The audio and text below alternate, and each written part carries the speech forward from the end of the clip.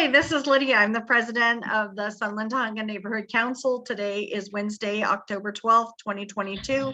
The time is now 7 o'clock. I am calling the meeting to order. First thing I'd like to say tonight is we want to make sure that we treat everybody with respect and treat people the way that we would like to be treated. As we have seen, there's been a lot of issue at City Hall this week, and we want to make sure that while this subject is likely to come up a little later in our meeting, that we are treating each other with respect on the issue. Also, I would like to go ahead and hold on because I need to bring up the agenda so I can see it. Okay, I'd like to let everybody know, yeah, this is the Volunteer Recognition Award. I did go today to Backdoor Bakery to thank the Backdoor Bakery for hosting our coffees and teas with the STNC, and took a picture with Reno Goodale. Picture didn't turn out very well. My glasses, I don't know what happened there, but they were very grateful and appreciative that we have been doing our events there and that we recognize them. Second is the McGordy Art Center is now open. Keep your eyes peeled for classes. And I know that they are hosting a fundraiser. I believe it is this weekend, a burger event. So keep your eyes peeled for that. We can always ask that the flyer be put on the STNC agenda so you can see it. Hold on one second.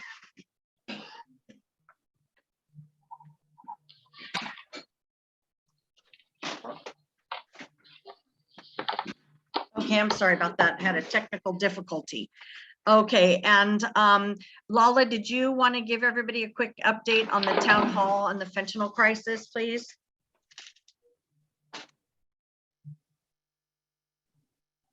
You need me to stop sharing, Lala?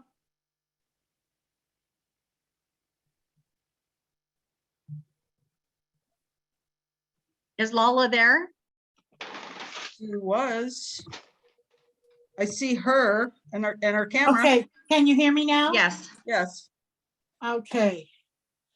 So let me just get this up. It'll take me half a second. I'm sorry, I was not prepared as I should have been. Let me know when I'll stop sharing. Okay. Okay, there you go. It's all yours. Thank you very much. So the first thing I'm sharing here is, it's not coming up.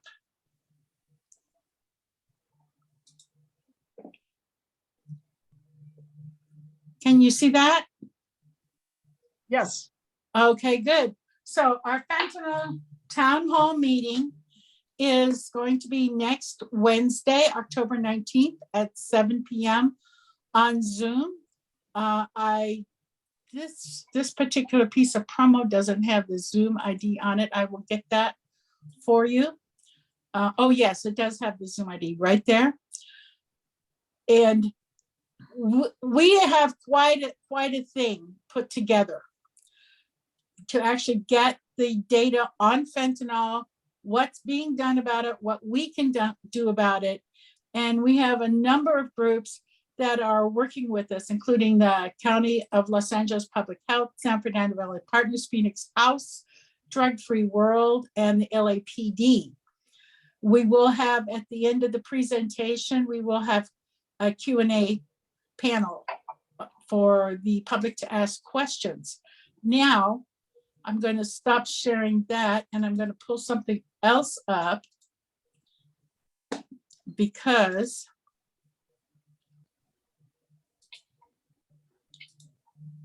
this is on Saturday. Oh, that says October. It's supposed to say November. On Saturday, November 19th, 10 a.m. to 1 p.m. at the Aurora Banquet Hall, we will have a health and safety education fair. The reason we're doing the fair a month later is because when you do the fentanyl training, which will actually get the data at the town hall, they can't actually certify you and give you the Narcan antidote for fentanyl. They have to do that in person. So we figured as long as we're doing it in person, would just go ahead and make it a fair. Aurora Banquet Hall has very graciously allowed us the use of their space. We'll be in the upper parking lot. There will be the drug education, fentanyl OD training. First aid will have a CERT table there. Live music, we'll have some kids activities. And we're trying to pull in every single group, like the Elks Lodge, and we're working with the chamber, etc., so that we have everyone, not just this is how you handle the bad stuff, but what are proactive things that you can actually do that are uplifting, that are fun, that actually will help people stay off of drugs. And this is going to be, I'm planning on a really great affair. I'm expecting about 20 booths to be there, plus a strikeout against drugs bus, which has a mobile display or a video display inside. It's quite nice. And other things, including activities for kids. There's a lot of work to be done on this one, and exactly 4 weeks and 3 days to get all the work done. So I will be reaching out to various members of the community and the board and requesting assistance in various ways. So please, if there's anything that you need or want to do, if you have a group that you belong to and you'd like to have a booth, let me know. If you want to be on the cleanup or the setup team, let me know. If you want to do the direct to traffic, let me know. We're putting the whole thing together. So this is going to be really a great thing for all of us. So I'll have more details and with a correct date on it shortly. I'm going to stop share now. So we have a lot coming up. There's a lot happening in the news about fentanyl. I know that one of the Hollywood neighborhood councils, not East Hollywood, the other one, Hollywood United, I think it's called. They are very interested, and probably will have people from there. We're asking other neighborhood councils to join, because once we do this, town hall, and then we have it recorded, and then we can actually send it to other neighborhood councils, churches, schools, whatever, so that more people will learn the data faster and we can save some lives. So there you go. Thank you. Thank you so much, Lola. I mean, I'm super impressed by the amount of work you guys have been doing. Well, it's mostly I just said, I want to do it. And people started coming out of the woodwork, so it's just like wrangling all the pieces so that we can actually pull it off. Right. Well, I'm really impressed. Thank you. Thank you for doing all the work that you are doing. You're most welcome. And then go ahead. One other thing I wanted to say, I'm sorry, Lydia, I cut you off there. Ahead. One other thing I forgot to say. The neighborhood council at the fair in November, the neighborhood council will have a table, but I also want another table for neighborhood council to represent the different committees, so that we can actually, as people come through, they can see that there's these different committees and they can be part of them and what we handle and how we work it, and get community involvement in the committees. Because right now, a lot of people, even that know about the neighborhood council, don't know anything about committees. They don't know they can be on a committee or what it would take and if they even want to. So I would like to have this be a full outreach for the entire neighborhood council. Thank you. That's great. Thank you. Okay. In-person hybrid meetings, we are still meeting in person. I mean, on Zoom, we don't know. We have not heard anything about when we'll be going back to in-person meetings. And they have not made all the decisions on the hybrids. So we're still waiting to hear what we'll be doing in the future. Community impact statement portal update. So I don't know how much I went into this last time, but I want to reiterate it for those of you who weren't here or didn't hear it or didn't understand it. Unfortunately, you know, we as neighborhood councils weigh in on issues that are at City Hall. We use the council file system to do so. So when we vote on issues, they're attached to a number, a council file or CIS number. Unfortunately, the Department of Neighborhood Empowerment had not been doing its job and they were not updating the system, and the system failed. And instead of letting the neighborhood councils know that the system had failed and that they should email directly to the assistants of each of the committees that we were sending CISs to, they did nothing instead. So for probably a couple years now, we've been submitting CISs that have fallen into the black hole. So there's a lot of neighborhood council members that are very angry because this is the system that the department was using as a metric to decide which neighborhood councils were actually, quote, doing their job, which ones were weighing in on the city issues as we're supposed to, according to the city charter.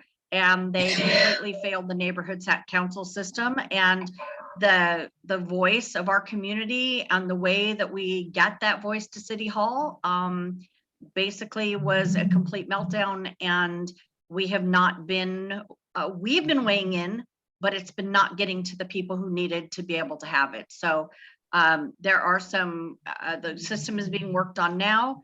The department manager saying she needed money to fix it. But the fact is, basically the council file system is only an email address for each committee. So it's very frustrating. We're waiting for that to be completely fixed. It still hasn't been, even though we've been told it has been. It's been tested a few times and not all of them are going through. So hopefully I'll have a better update for you on that next month.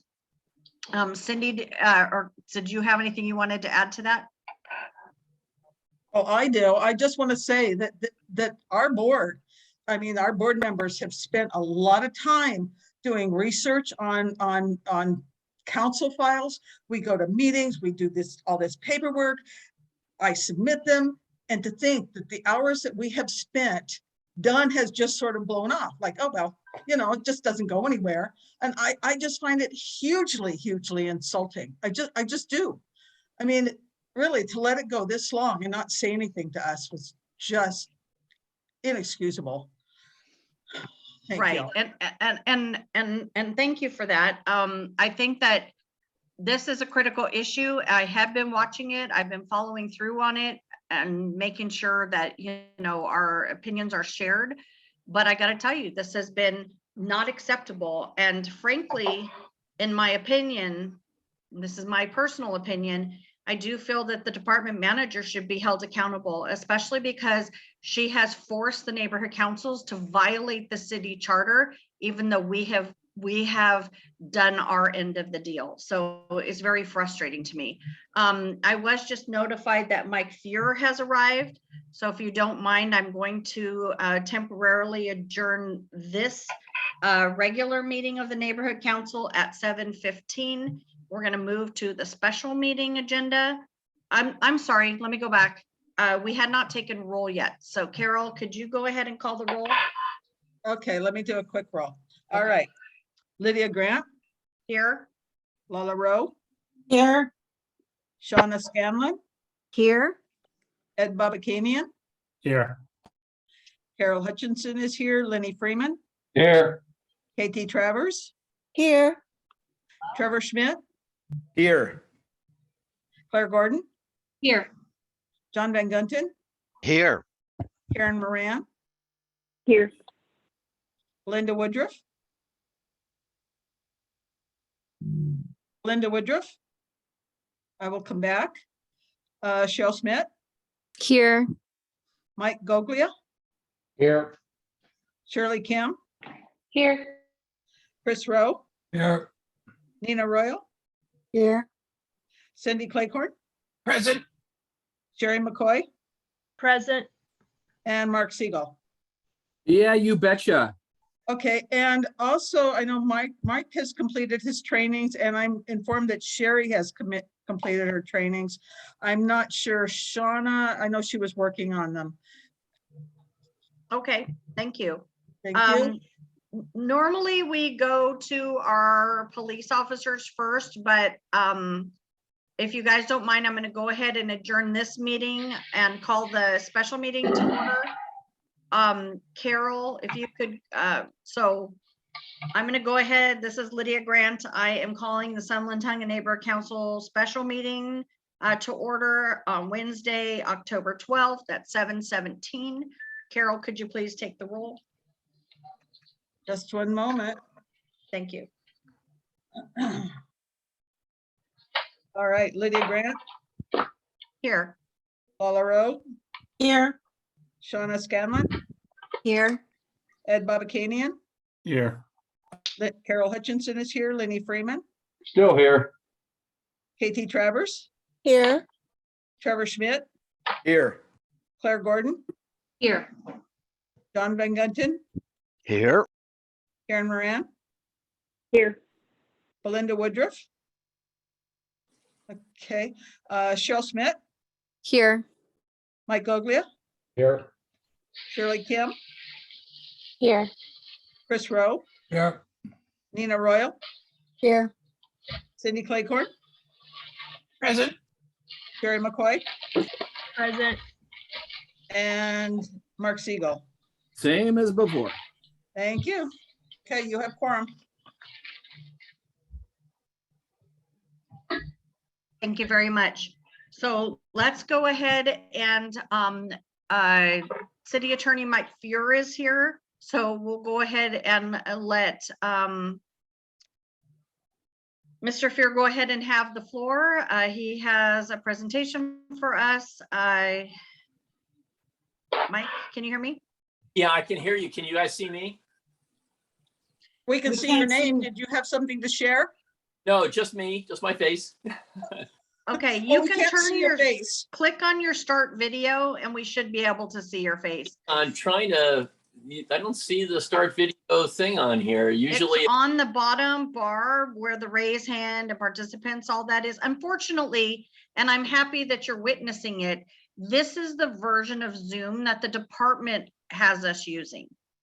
well, And for me, it's very frustrating because we cannot see each other.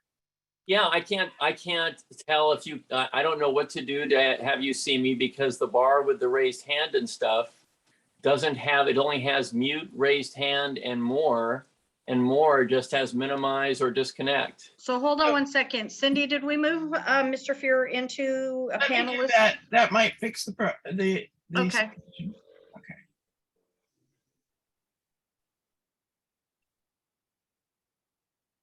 I don't know. It's usually when you start up, you have a choice of using the video or not. It may go You away. guys, you There guys, you go. We got you. There we are. We can see you. You just can't see us. We can I- see him now. well, so I won't be able to detect how you're reacting to me, but at least I know that you can see. So we're on good shape. Thank you so much for allowing me to be here. So first of all, let me say, when I originally sought to participate in this, as I'm going around town, given that I have about 2 more months left as city attorney, I didn't expect that this would happen the night of the Dodgers playoff game. So this is the most dedicated group of neighborhood council members in Los Angeles tonight. As far as, so I wanted to share, first of all, my gratitude for your allowing me the privilege to serve you for the last 9.5 years as city attorney. And I wanted to share a few thoughts about things that I'm working on now and moving forward, discuss a few of our successes and take a question or two. And I know I have about another 10 or 12 minutes left, so I'll try to do it concisely. I'm just grateful for the opportunity. So, first, let me, because there's no way not to do this, address the last few days at City Hall. You probably saw my statements on the issue. Just to underscore, if you haven't seen my approach, it's been to say how hateful and vile those remarks by other officials were, and to call for them to resign without equivocation. And Nuri resigned, as you know, today. I missed part of your meeting, may have already discussed this. The others have not. I think they should. I think they have forfeited their privilege of public service. I think they are not credible as votes on key issues.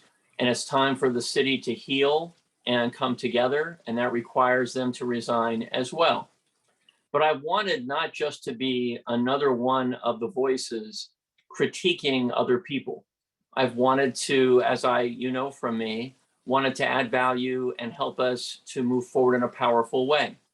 When I was running for mayor, you might remember that I proposed a fully independent redistricting commission. And I reiterated that today with a special aspect to it. I held a press conference today because I've identified what I think is a way for the city to quickly move forward and redistrict next year in time for the 2024 city council elections. You might say, well, we already just did that. Even though the charter requires the city to redistrict every 10 years, it also indicates that one could redistrict more frequently than that. I believe, as I think you know, that there should be no public official appointments to redistricting commissions, nor should the public officials whose fates are controlled by the outcome have a vote as to what the maps look like at all. And I propose today a means to accomplish that end. And I'm hopeful the council will adopt it, put it on the ballot in a special election in the spring, and have this new commission redo the lines. Because even though, as you might have heard, the Attorney General is going to look into what the council members did, I think that that's great. We just get to the truth. But no matter what they find, the results, even if they find that no one did anything unlawful, these results will not ultimately be credible among Angelenos. And we need to have people believe that the lines which reflect power in Los Angeles are drawn properly.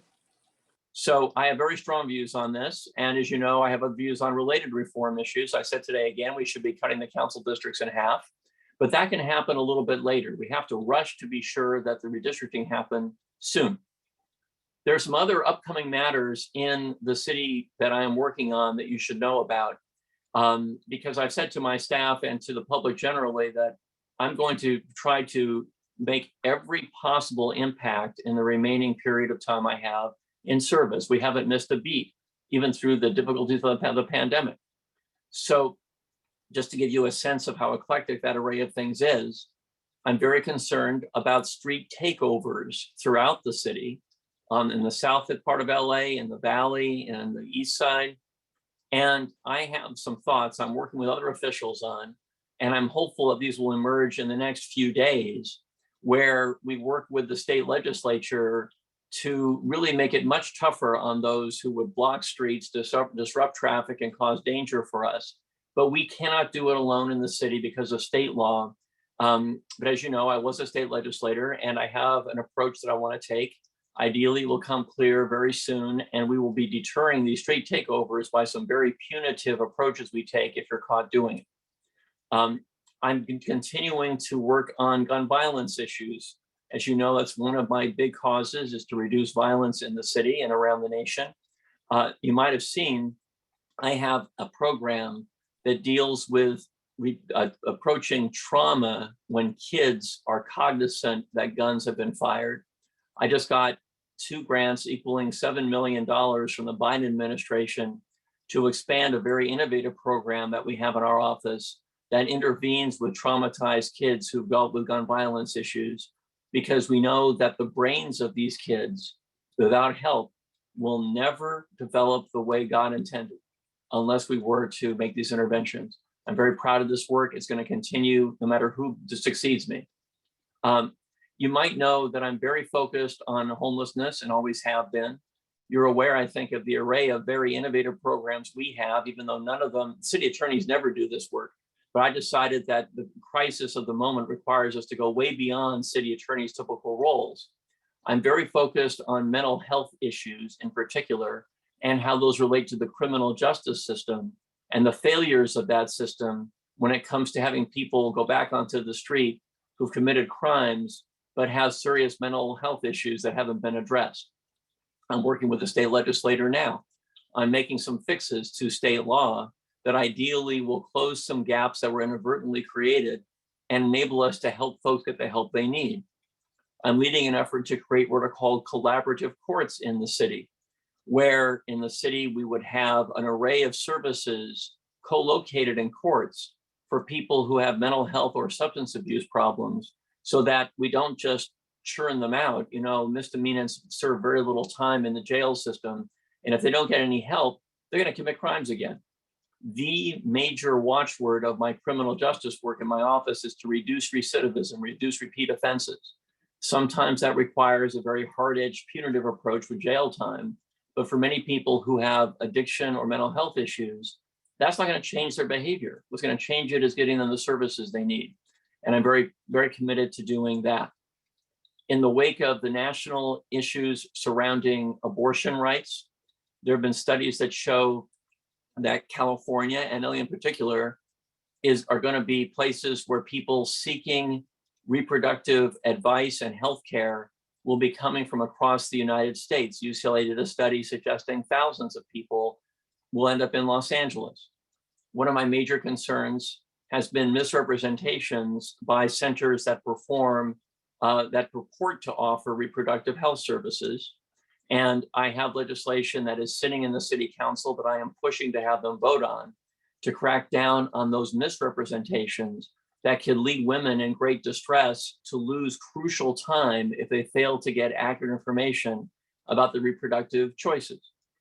I'm purposely choosing a very wide array of issues to give you a sense of the scope of the work of our office. Mark Ross, who's our neighborhood prosecutor, is, I think, participating on this call. And I want to add, when I became city attorney, as you know, 9 years ago, I said we would double our neighborhood prosecutor program to get folks like Mark and neighbors around the city. I had no source of funds to do that. I just committed to making sure it would happen. And then I won. And we've more than tripled the program.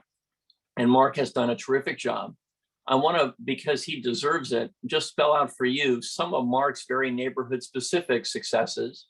Then those include grappling with illegal casinos in the neighborhood, making that Vons parking lot much safer because of interventions to prevent people from using drugs and other people intimidating customers there, grappling with RVs behind the AutoZone, dealing with the Little Landers Park and Bolton Hall, and grappling with narcotics use in multiple homes around the neighborhood. These are just some issues that typify why I wanted a neighborhood prosecutor program that was very robust. Mark isn't just a prosecutor in a traditional sense. He's the neighborhood problem solver from city government. And I'm very proud of his work.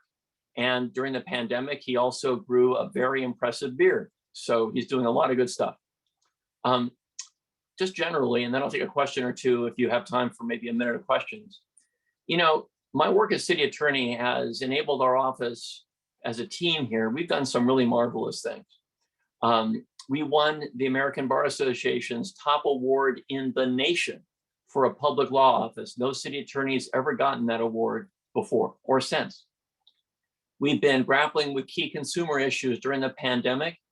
Federal authorities were reaching out to our office because there was no public law office I know of in the nation as impactful as ours at dealing with fake tests and cures. You saw us intervene with a huge company that we alleged was not giving correct test results, changing their behavior, going after fake cures, fake preventions, and price gouging of essential items very effectively.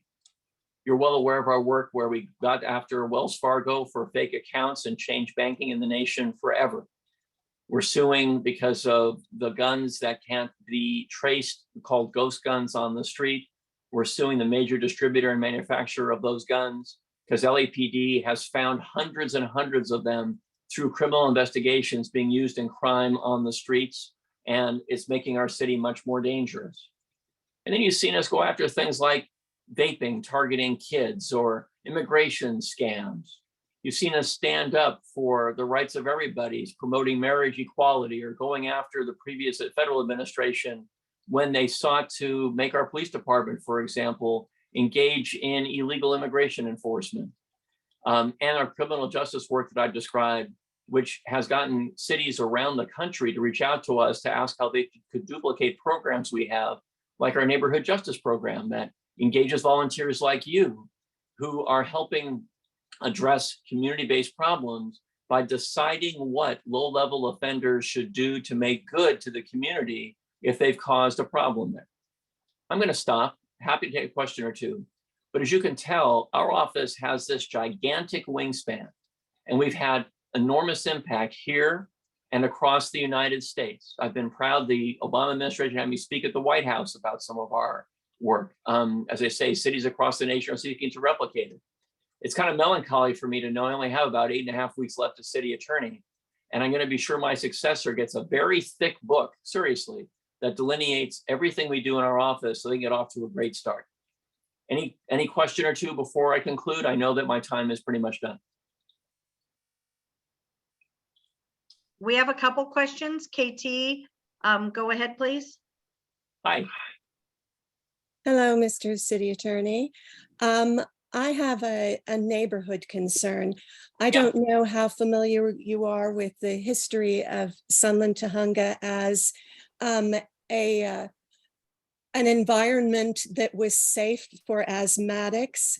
And in fact, we still have more than half of our households in Sunland Tujunga are those which include asthmatics.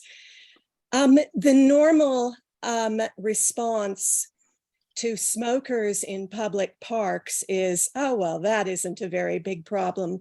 But when you're an asthmatic, it basically prohibits you from using the public parks, and especially at the Little Landers Park at Bolton Hall. This is an ongoing problem where when someone is asked to quit smoking, they are responded to with hostility and sometimes violence.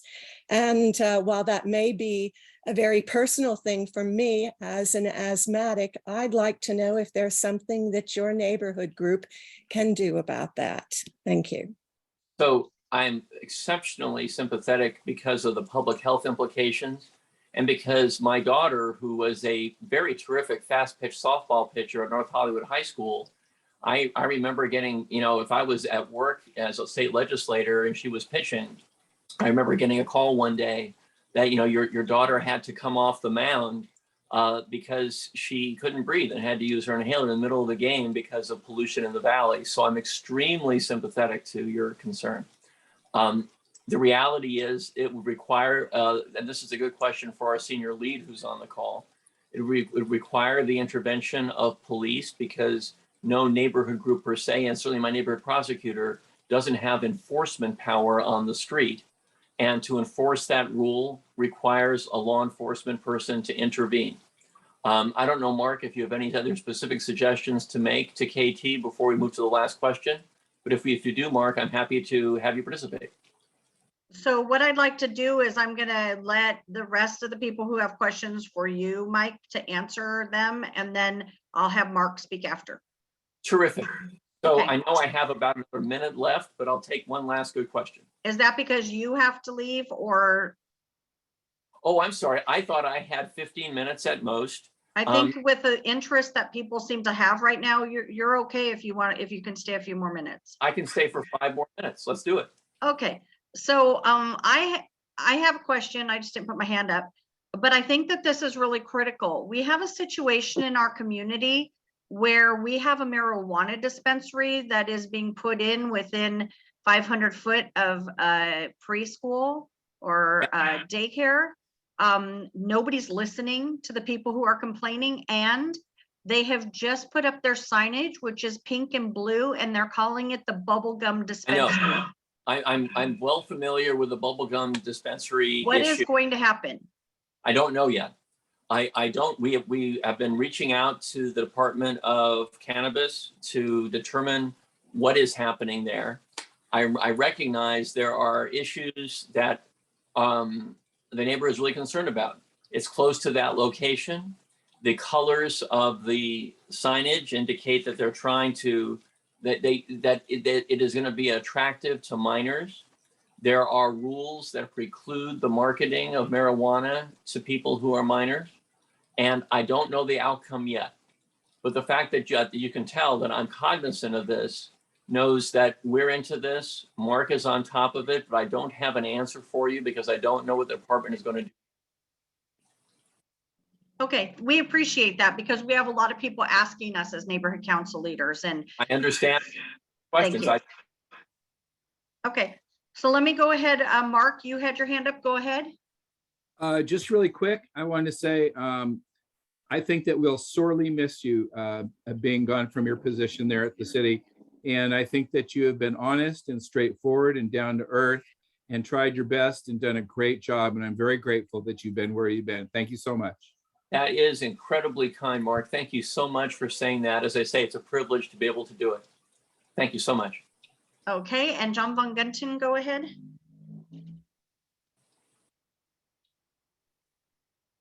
Mr. Few, very much appreciate You're showing up here to receive the slings and arrows of the public. Sometimes it can be unfun. No, how can I help? There's no better person than you to address the city side of this problem. And yet you only have 8 weeks to help us, and yet we don't see that there's been a lot of help in the past. There is a well-known revolving door from people whom the police apprehend for something that, is not mayhem, is not a physical assault like a robbery. They go into detention and they are out the next day. And we have heard many times, we have a very active neighborhood watch here. We've heard many times that the perpetrators are out before the paperwork is done. Car thieves are out the next day, yet again, stealing a car. In one case, the same car. We need from you, we need from every law enforcement and court official, some kind of dedication to keeping ne'er-do-wells off the streets. Yes, you cannot fix them. You cannot fix drug problems, but you can keep them away from law-abiding people, our property, our kids, and our doorsteps. Thank you. Appreciate you being here, sir. I do have some thoughts, if you have just a second, to share about that. Listening. So my staff shares a lot of your frustration. There have been a number of state laws recently that have made it more difficult for us to hold offenders accountable for the crimes my office prosecutes, which are misdemeanors. As you probably know, there are some cases that we prosecute where we have no difficulty getting some serious consequences. Sex abuse of kids cases, we prosecute those cases. Drunk driving cases, vehicular injury and manslaughter cases, those are of one category. But state lawmakers have increasingly focused on requiring courts or giving courts a lot of discretion at a minimum to require diversion from the justice system altogether for a number of offenses. And that concerns me a great deal. And yes, I'm working with the court system on that issue right now and state legislators right now. But it is a challenging thing. So in my office, we have certainly done everything we can to identify ways to hold people accountable for what they do. And you've seen differences in approaches taken to a number of lower level misdemeanors where the DA has said he's not going to prosecute those cases. Whereas I have said, I think accountability is a very important principle. In some cases, it may not be the jail time is the right answer for people, but accountability is. I believe that very strongly. Now, I want to say, John, something that I think is really important, and that is there are interventions that can help people. And I mentioned earlier that a number of the offenses you're describing are committed by people who may have mental health or substance abuse issues. Getting people into treatment or getting them the mental health services or medication they need can make a difference in reducing repeat offenses. And even as the system is making it harder to hold people accountable, I'm trying to have more opportunities for courts to say, you gotta stabilize. You can't just be diverted out of the system without getting some help. I'm literally in the middle of this right now. So no, I can't fix all this for all pure purposes, but as you can tell, we're on it. Thanks for the question. And I just have one more. We're taking the last question, and that is Pat Kramer. So we Hi, can go Pat. ahead and let Mike Fuhrer Hi go. there, Mr. Fuhrer. Thank you very much for being here tonight. Mine is actually a issue that perhaps Mark could help with, and I wanted to get his contact information. We have a problem house on my street in Sunland where a senior, an elderly man is living, and there are 6 or 8 cars in his driveway, all looking very new and expensive. And yet the people who are driving them seem to be transients who hunt through the trash at night. So I think there's a police issue here. I think there's an issue of an elderly man being responsible for these people being on his property and welcoming them. I have called Elder Services and had them do a check. He said there was no problem. These were his friends. And every night we experience problems with these people shouting, fighting, screaming, and also going through our trash. So I think this is in fact something that Mark can look into with the senior lead and perhaps others. You've already done some important work by getting Adult Protective Services out to check on what's going on there. Because at first, when you described this, I thought this was a person who's very vulnerable, who's being preyed upon by others. That may even be the case, even after the check. So let's find out more. Mark can be, Mark's email is mark.ross@lacity.org. And he'll be available after I depart the call if you have further questions. I would like to see if there's something we can do to help the situation. If that were happening next door to me, I would want it fixed. I get it. So let's see if there's something we can do. Thank you very much. I'll contact Mark. Thank you. As I conclude here, if you wouldn't mind, guys, just letting me say again, how proud I am that Mark has been my colleague as city attorney, how fortunate the community has been and will continue to be, ideally under my successor, to have him as your neighborhood prosecutor. And we should all give him a big hand for his work. And I want to underscore again how grateful I am for giving me the opportunity to serve you as city attorney. I hope there's a lot more public service to come, but for this job, I have 2 more months left, and we're going to make it as impactful as possible. Fair enough? Thank you very much. And Mark does a great job here. Yes, he does. Thank you, everybody. I really appreciate it. Thank you, Mike, and for coming out to our 4th of July parades too. Yeah, you bet. And thank you for your service. And you know, Cindy, obviously you have been not only active in the neighborhood, but also as a city leader of neighborhood councils. Thank you for that as well. Okay. Thank you. Thank you very much. Take care, everybody. Thank you for having me. Good night.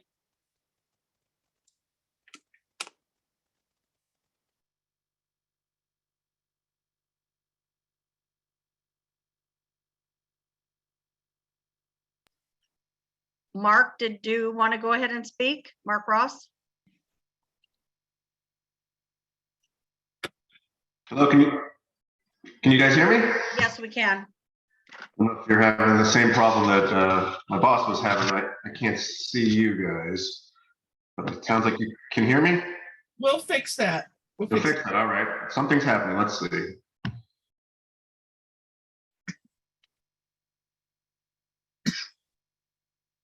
Well, we'll hope to.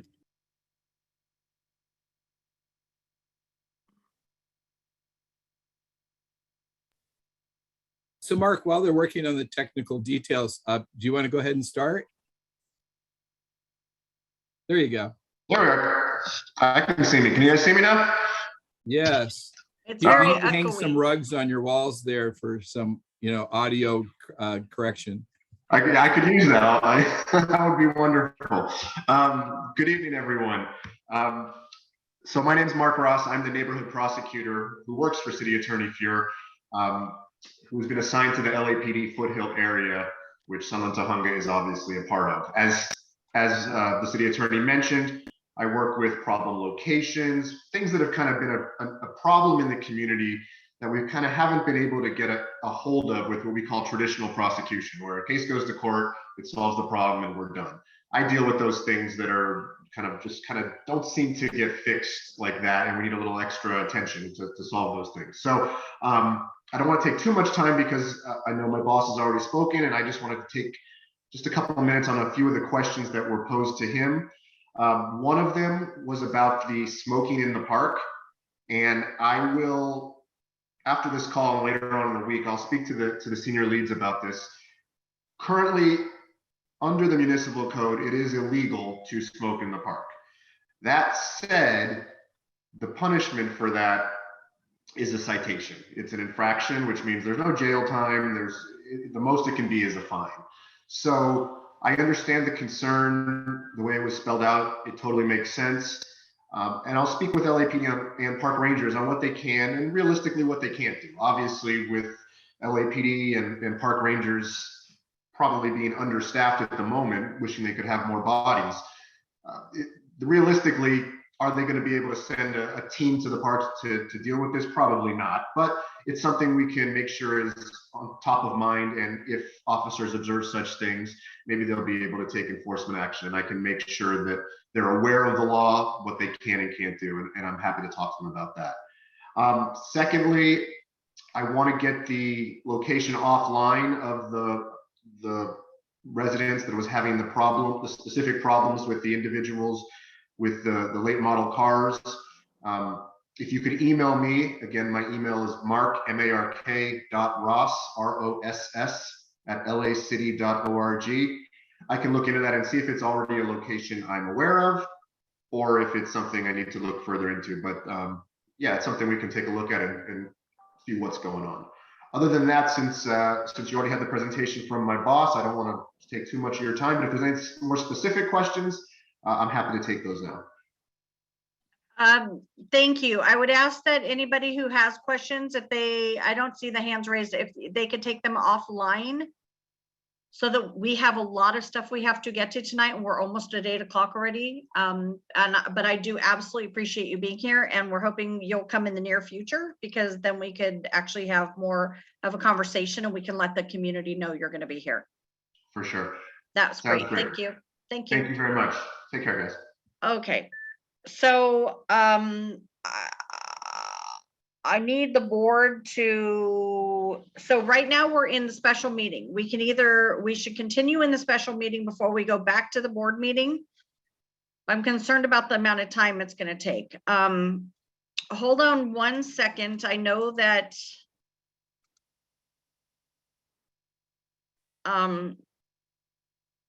I'm sorry. I know that we've had a couple hands up. Mary's hand has been up, and I know that Rudy's hand was up. Let's go ahead real quick, because I want to make sure that Rudy didn't have a question. Even though this was a presentation and not a discussion and action item. Rudy, go ahead. Thank you, Lydia. I understand what you're saying, but if you're allowing board members to ask questions, you should provide a few minutes for stakeholders to ask the city attorney questions. I had a great question, and I was going to ask the city attorney, what was his most important accomplishment in 9.5 years?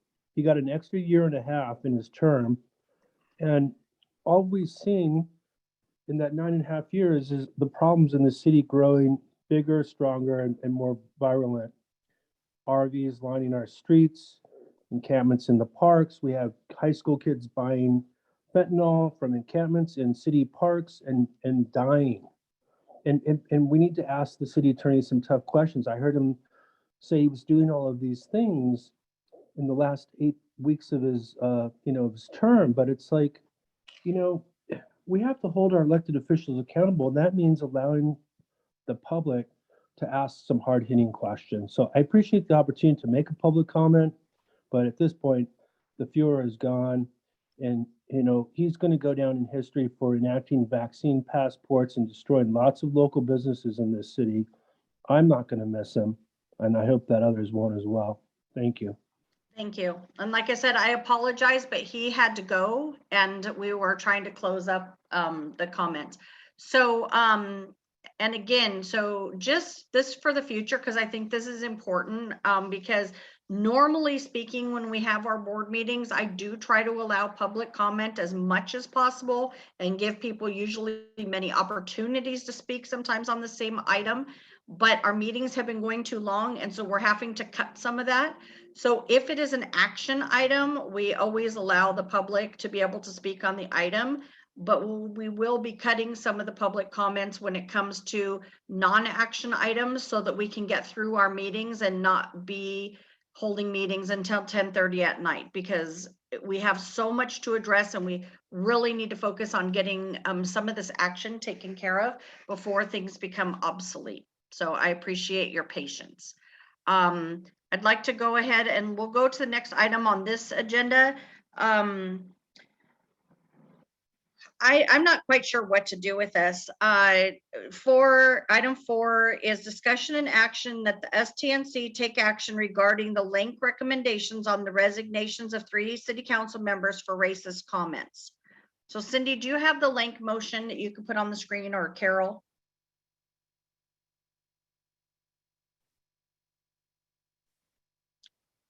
I'm sorry, Carol should have it, but if you need me to post it, I will. Let me ask a question, Cindy. Let me ask you, Carol. Is it okay for me to close this meeting and go back to the original meeting so that some of these officials that would like to speak can give their speeches, and then we come back to the special meeting?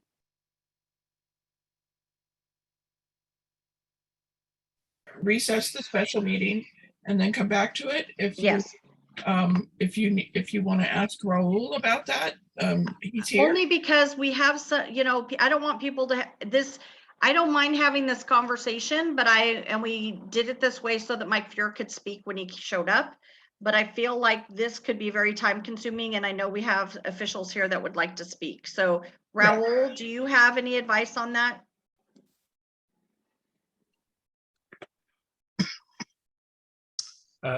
Yes, hello, Lydia. So I'm trying to reaching out to my colleagues as well right now, because it's not a situation that has really happens very often. It is a bit odd, right, that these meetings have gone back and forth. So I would suggest that you complete the current meeting that you're in before returning to another meeting, so you're not having to go back and forth. I understand, and I know it makes it confusing. I just, out of concern for everybody's time, was what I was trying to do. But okay, well, let's finish this meeting. And the only other problem with that is that you're not supposed to shut off a meeting and then restart the same meeting again. So like if you're doing that multiple times for meetings, that's a little bit technically dicey. So I think what they said about suspending it and then coming back to it later is more appropriate from a Robert's Rules standpoint. No, that's what I'm asking. Is it okay to suspend this one and go back to the main meeting so we can allow the officials to speak, so in case they have to leave? In my opinion, with Robert's Rules, that's more appropriate than closing the meeting down, because then the meeting's over. Okay. Okay, because I've never done this before. Usually we just finish, so that this usually is not a problem. But let's go ahead and see if we can get through the items fairly quickly. And if we get hung up, then maybe we'll suspend it and come back for the conversation. So that's really small and hard to see. Let me see if I can.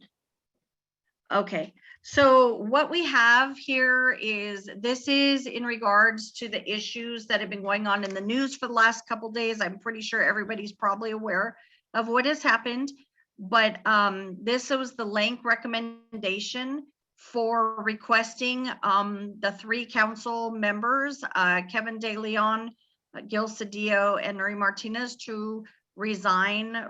Originally, it was for Nuri Martinez to resign as the city council president and to resign from her position.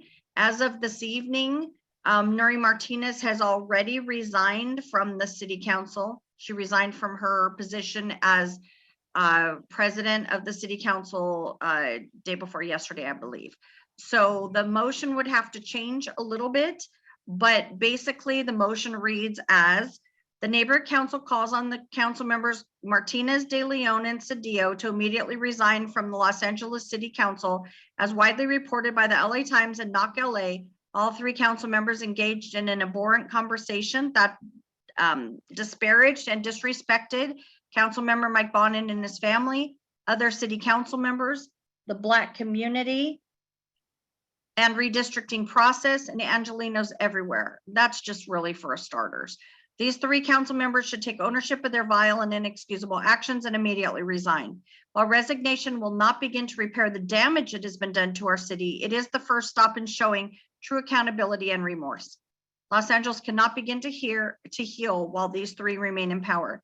In the event that these three council members fail to see the urgency and need for their resignations, the city council itself has a duty to act. As the council president serves as the pleasure of the city council, a motion must immediately be made to install a new council president. Ms. Martinez is not fit to lead the city council as evidenced in widely reported racist, defamatory, disempowering comments and the concurrent actions consistent with these comments during the redistricting process and council district 10 vacancy. In addition, the city council must agendize a censure of council members Martinez, De Leon, and Cedillo if they fail to resign. Neighborhood council leaders expect a unanimous vote on these censures. Anything less is tantamount to an endorsement of anti-Black racism, violence against children, gerrymandering, and power brokering in backroom deals in violation of the Brown Act.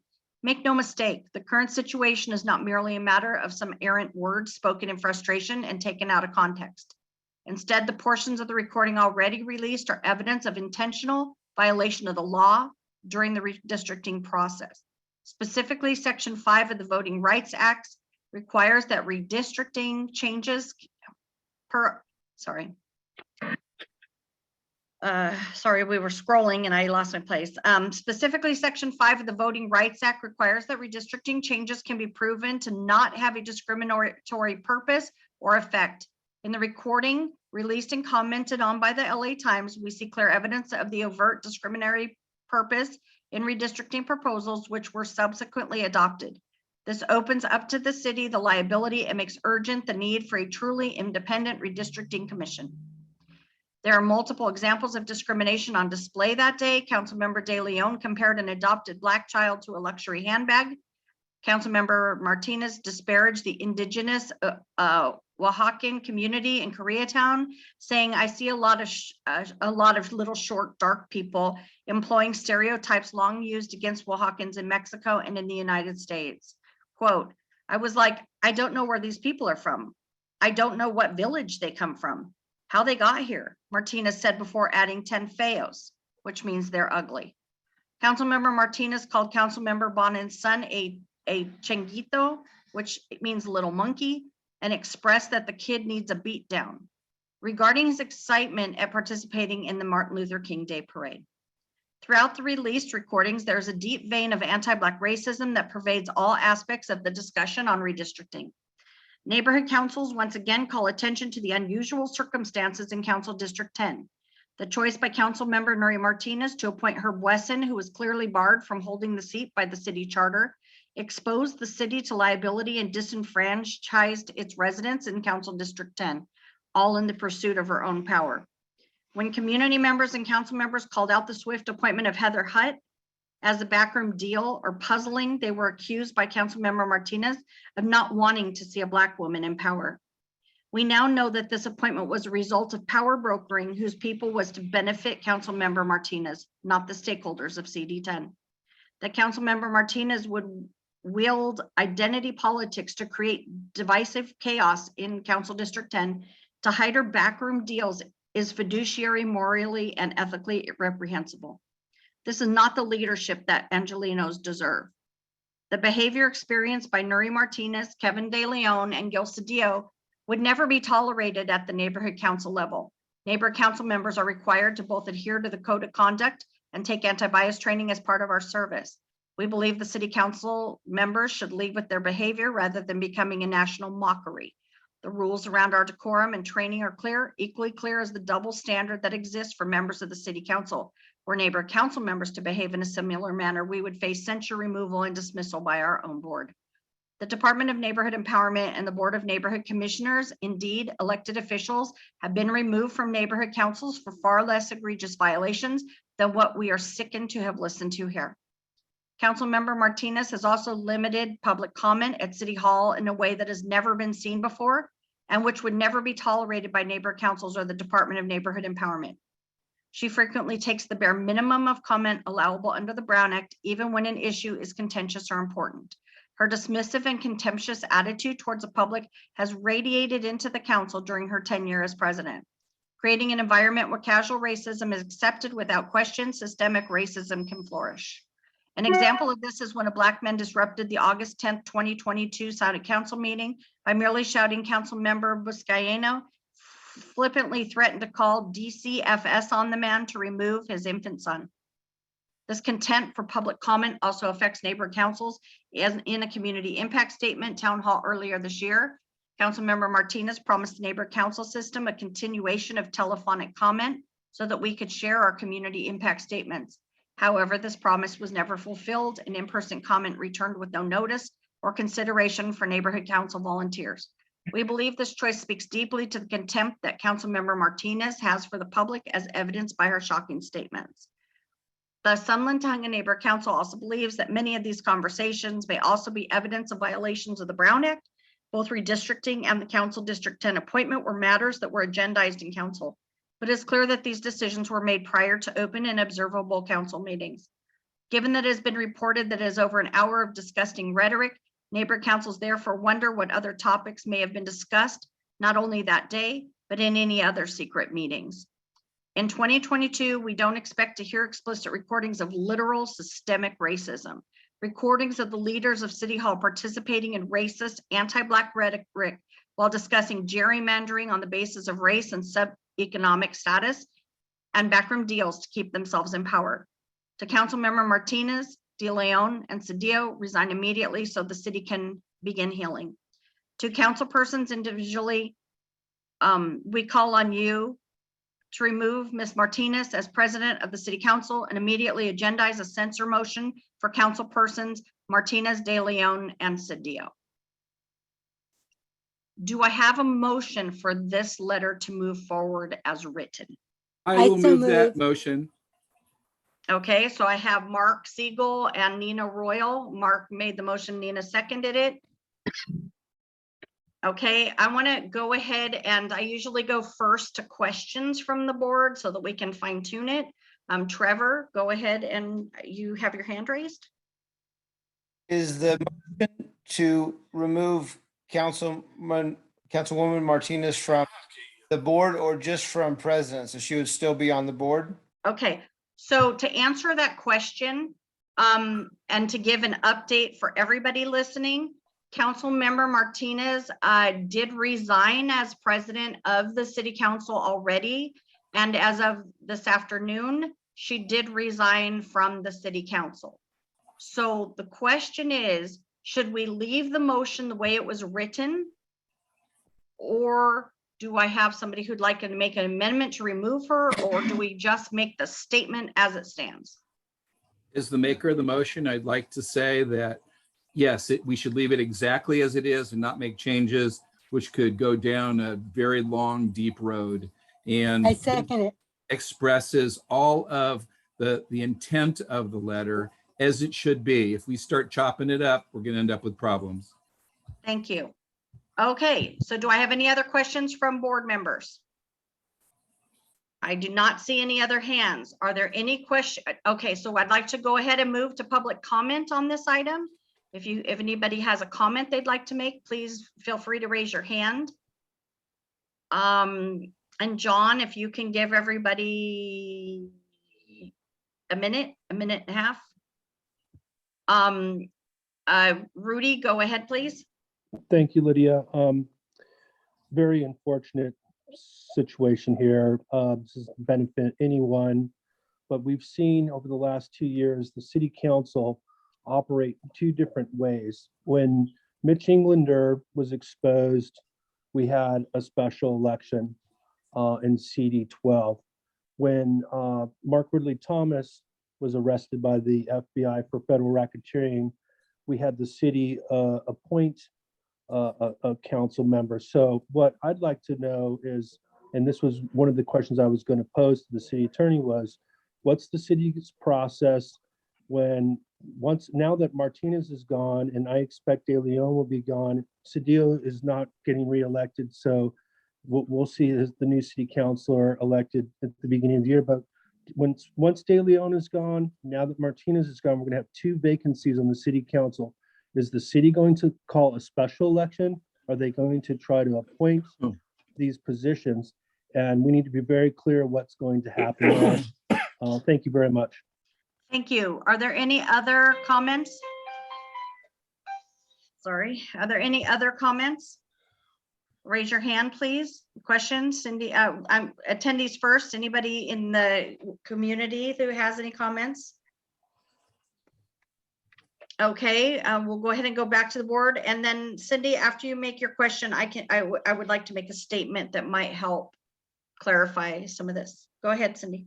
I wanted to clarify at the top of this document are the relevant council files and commissions. I wanted to make sure that it's included in the motion that this will be going to all of those. Is that how you see this? Yes, and that's because the council files weren't available when this was written. So yes, we would like to upend all of the council files that have now been listed onto this agenda item. Nina, your hand is up. Go ahead. Yeah, I'm really appalled. Not only did she diss the Black community and in some ways the Hispanic, but as the whites and the Jews as well. I think it's just horrible that anybody should even think of holding a public position and having that type of an attitude. So I'm totally in favor of this. Thank you very much. Thank you. Okay, and for clarification, I know a lot of people are asking these questions. I spent a lot of time researching this and reading different articles today. So it is my understanding that the city council does not have the power to remove council members. The only power that the city council has is to censure them. It is up to political pressure to remove them and or going through the entire recall process, because only the voters can actually remove them. So I just wanted to bring that to everybody's attention. We'd love for the city council to be able to take action, but that may not happen. There is an additional thing that might come in the future, and that is there are a lot of questions about the council district 10 area, which is Heather Hutt had been appointed, but because now there's a lot of backlash because it was, if you've listened to the recording, there's a lot of finagling that went on and arranging power out of that position. I do understand from some community leaders in that area that they may be requesting from the city council to hold a special meeting for that seat. So I know that question was brought up earlier about special meetings. It is up, or not special meetings, I'm sorry, a special election. So we are potentially seeing special elections in CD 10, possibly CD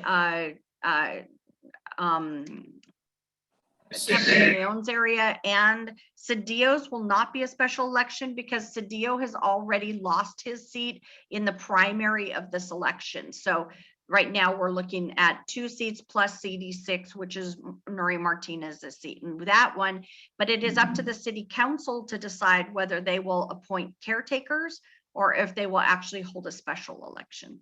So that, I hope that clarifies that a little bit. Anyway, we'll go ahead and go. Are there any other comments from board members? If not, Carol, could you please call for the vote? All right. Okay. Lydia Grant, Yes.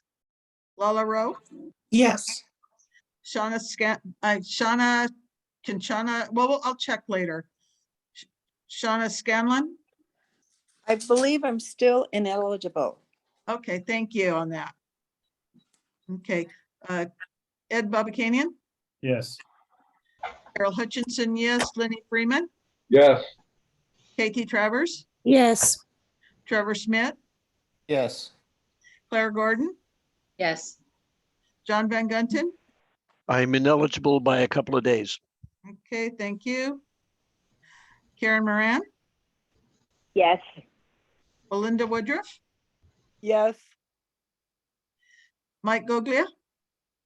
Yes. Oh, I'm sorry, I skipped Cheryl. Cheryl Smith. Cheryl Smith. I'll come Yes. back. Okay, Yes. thank you. Thank you. Shirley Kim, Yes. Chris Rowe, Yes. Nina Royal, Yes. Cindy Claycorn, Yes. Sherry McCoy, Yes. and Mark Siegel. Definitely yes. Okay, thank you.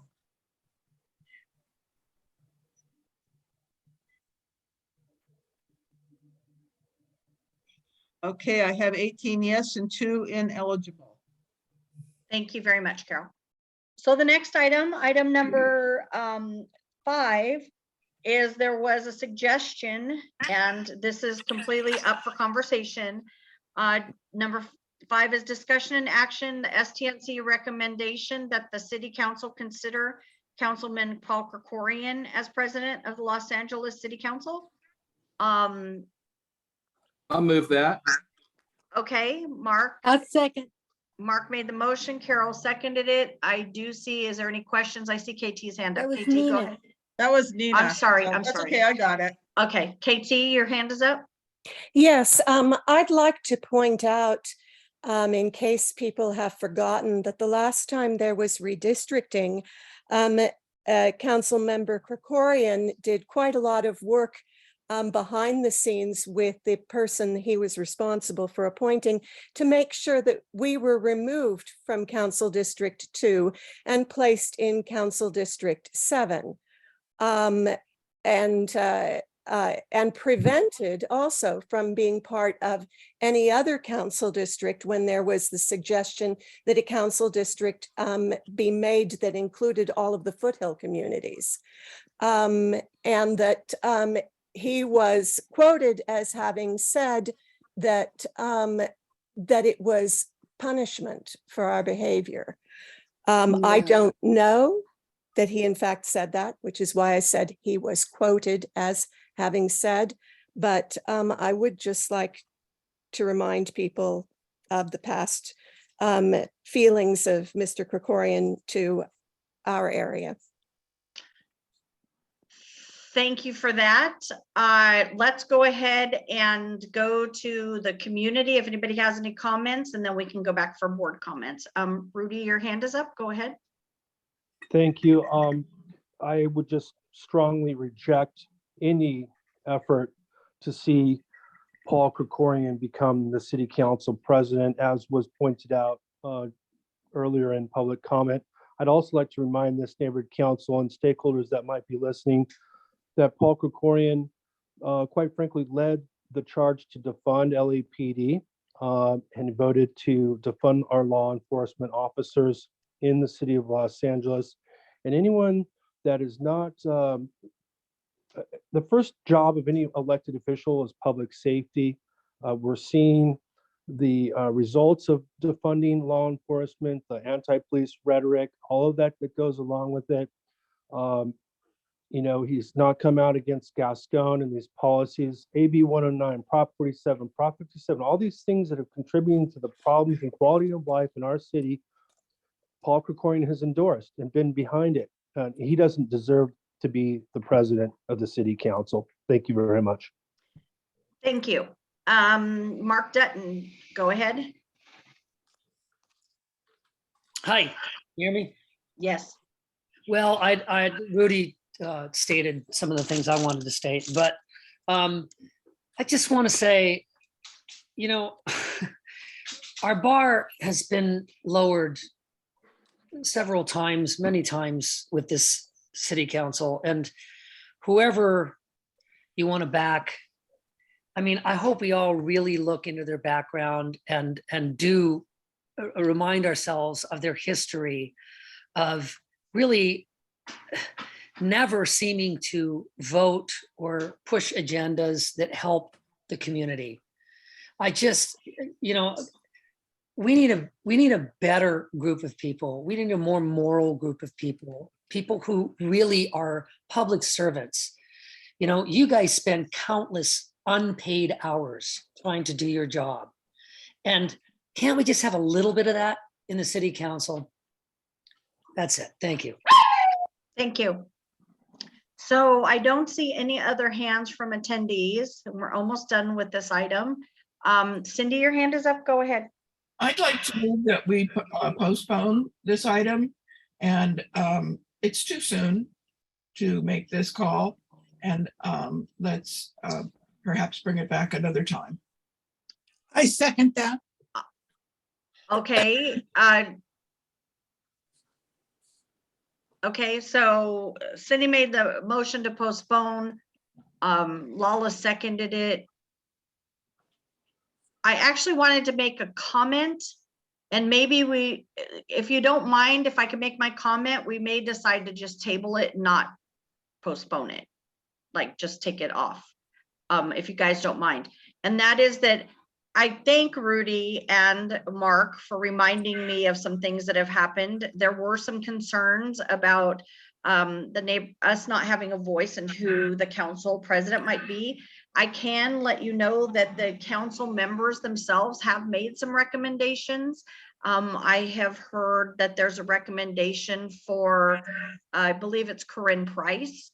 And so I was actually going to suggest that we table this and let the city council that is basically having to deal with this entire problem choose the person they think would best lead them. So do we want to still postpone the item, or I'd make a motion to postpone it indefinitely? I'm that. It's not a problem that if that accomplishes the same thing. Yeah, it just takes it off the table. It's done. If the board should choose to vote for it. However, this is Nina. Yeah. I think that we should have a voice in it. We shouldn't totally leave it up to the neighborhood council. I mean, the city council to decide. I don't know how we would arrange that, but it should be ratified by the neighborhood councils. Okay, well, maybe we want to maybe we should put it on the next agenda if the city council hasn't decided. Good idea. Okay, so Cheryl, your hand is up. Go ahead.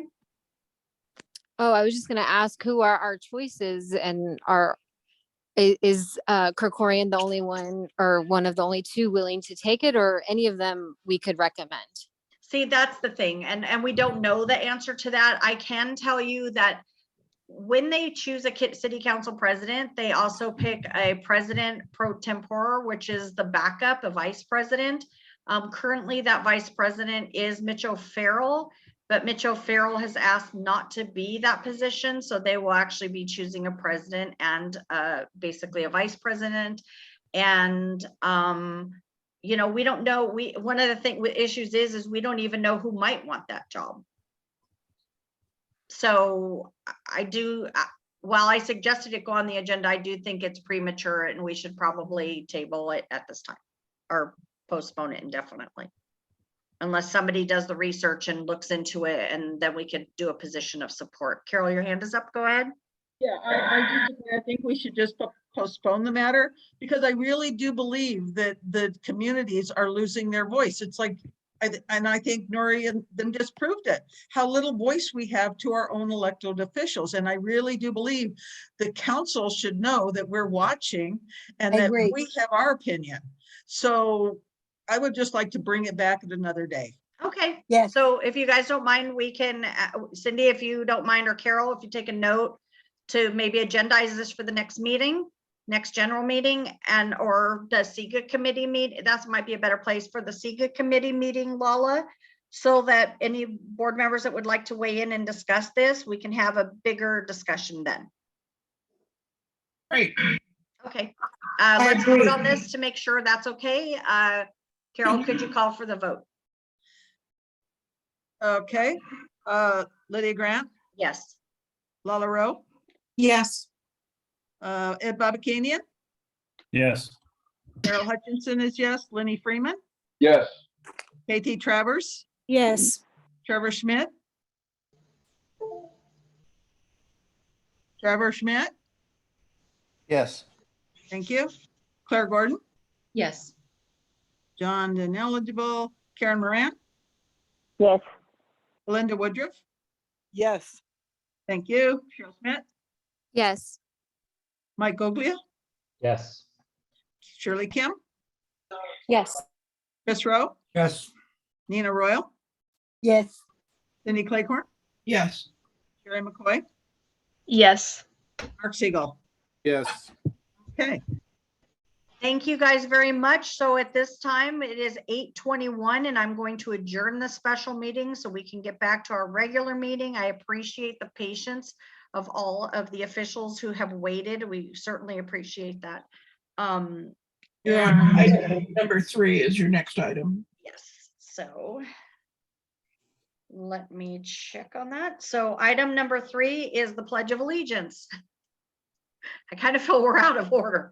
Lenny, did you want to lead us in the Pledge of Allegiance? Yes, I will. Everybody sit up straight, hand over heart.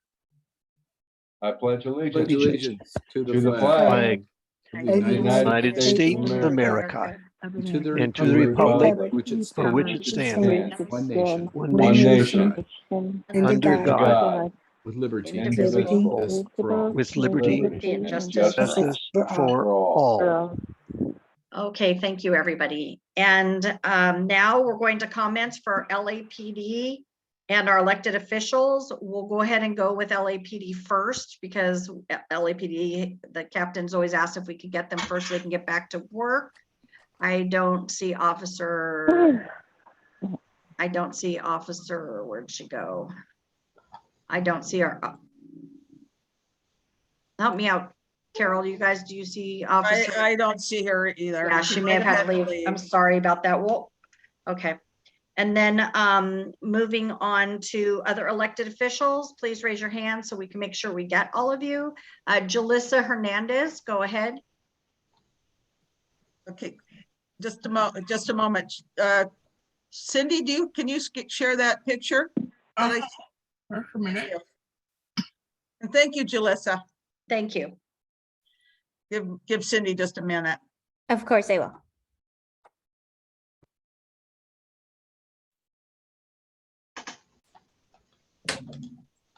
I hope it doesn't take a minute.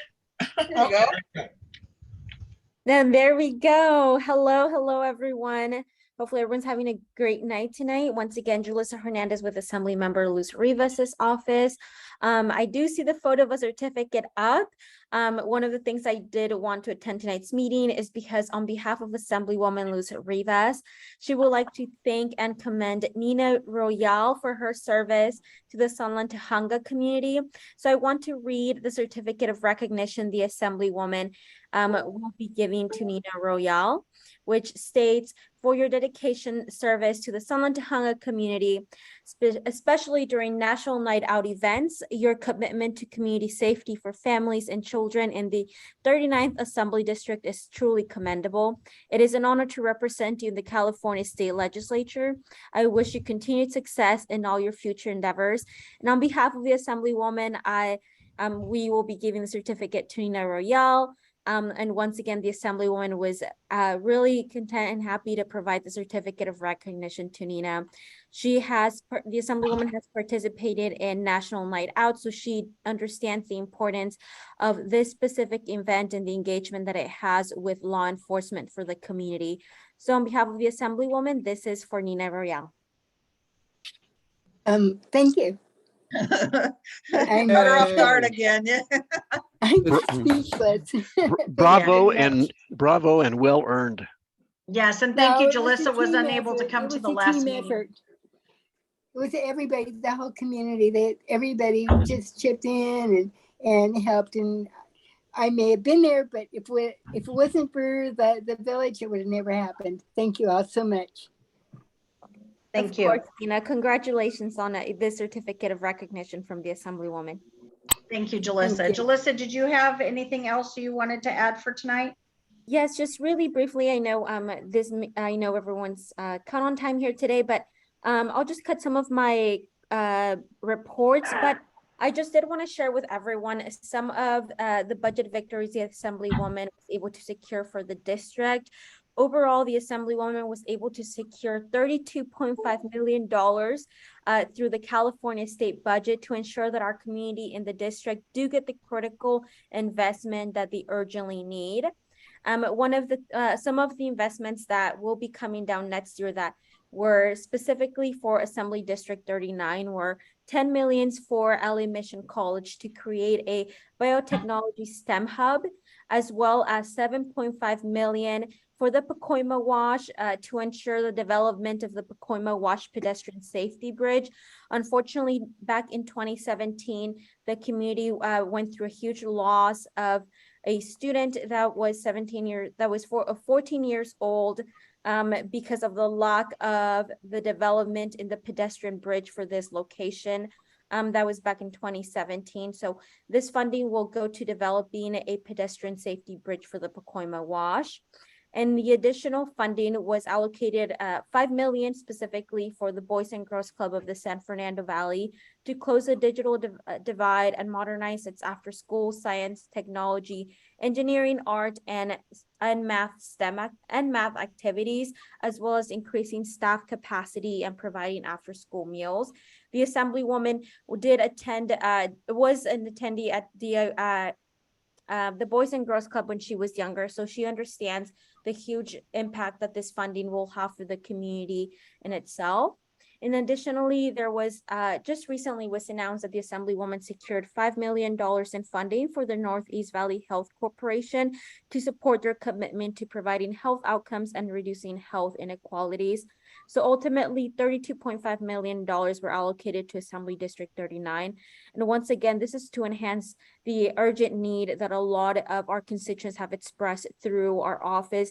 A lot of the individuals here in this neighborhood council have communicated with me some of the needs in the district as well as throughout the entire Assembly District. So I'm really happy to share that those were $32.5 million allocated by the member. And lastly, there was also 7 bills that were signed by the governor that the Assemblywoman sent to the governor's desk, and all of them were signed recently. The very last day to sign them was in September, and all of those 7 bills did get signed. I don't want to go through all of them just to make sure I'm not going over my time, but if you would like more information, you can contact me directly about any of the budget information or the 7 bills that the Assemblywoman got signed by the governor, or you can also visit Assembly Member Luz Rivas' official website for more information on her legislation that was passed this year or the budget allocations for the district as well. Thank you so much, everyone. Have a great rest of your night. Thank you so much. We appreciate you. Declan Floyd, go ahead. All right, Declan Floyd from Senator Portantino's office. Thank you for having me as always. I will also be brief. I was able to attend Indigenous Peoples Day this weekend on behalf of the Senator. That was a great event, so thank you to everyone who was there. The Senator and I were also in Sunland Tujunga twice recently. The Senator met with students at Verdugo Hills High School, and then we also took a tour of Mountain View Elementary with LAUSD Superintendent Alberto Carvalho. So that was a very positive experience. Got to meet a lot of students and teachers. So that's a great school in Sunland Tujunga. The Senator was very happy to be there. I know we've heard from some people in the community about the high-speed rail project. And so Senator Portantino also wrote a letter to request an extension on that public comment period. So that has been extended to December 1st. That is about all I have because I know we're a little behind on time. So anything we can do for you from the state level, please let me know. Always happy to answer questions. Thanks very much. Thank you very, very much. We appreciate it. Okay, Mary McAdam. Hi, good evening, everyone. Thank you for having me on here today and organizing the meeting. First, it's important to address what has deeply pained our city so far, and I would like to read the comment that our Councilman Monica Rodriguez has made, which was previously calling all three council members who are part of this recording help to hold themselves accountable, hear the calls of the public, and do the responsible thing and resign. Since then, as multiple colleagues mentioned, or excuse me, members mentioned earlier, Councilwoman Nuri Martinez has since resigned, but she has called Gil Cedillo and Kevin De Leon to resign as well and do the correct thing to do and resign from office. Aside from that, a couple other things that have been going on, and again, I'll be brief. We also attended Indigenous Peoples Day this weekend. The councilwoman attended, and thank you so much to ST Ford, specifically and STNC with Evelyn and Katie. You guys were instrumental in getting that done, and we were so happy to be there. I know the councilwoman enjoyed her time. Some small things were the lights off Westcott were recently repaired, and I know lots of folks have been calling about that. The donation to the STNC's watering event will be done in a few weeks with the 3 water cases and 2 cartons of coffee.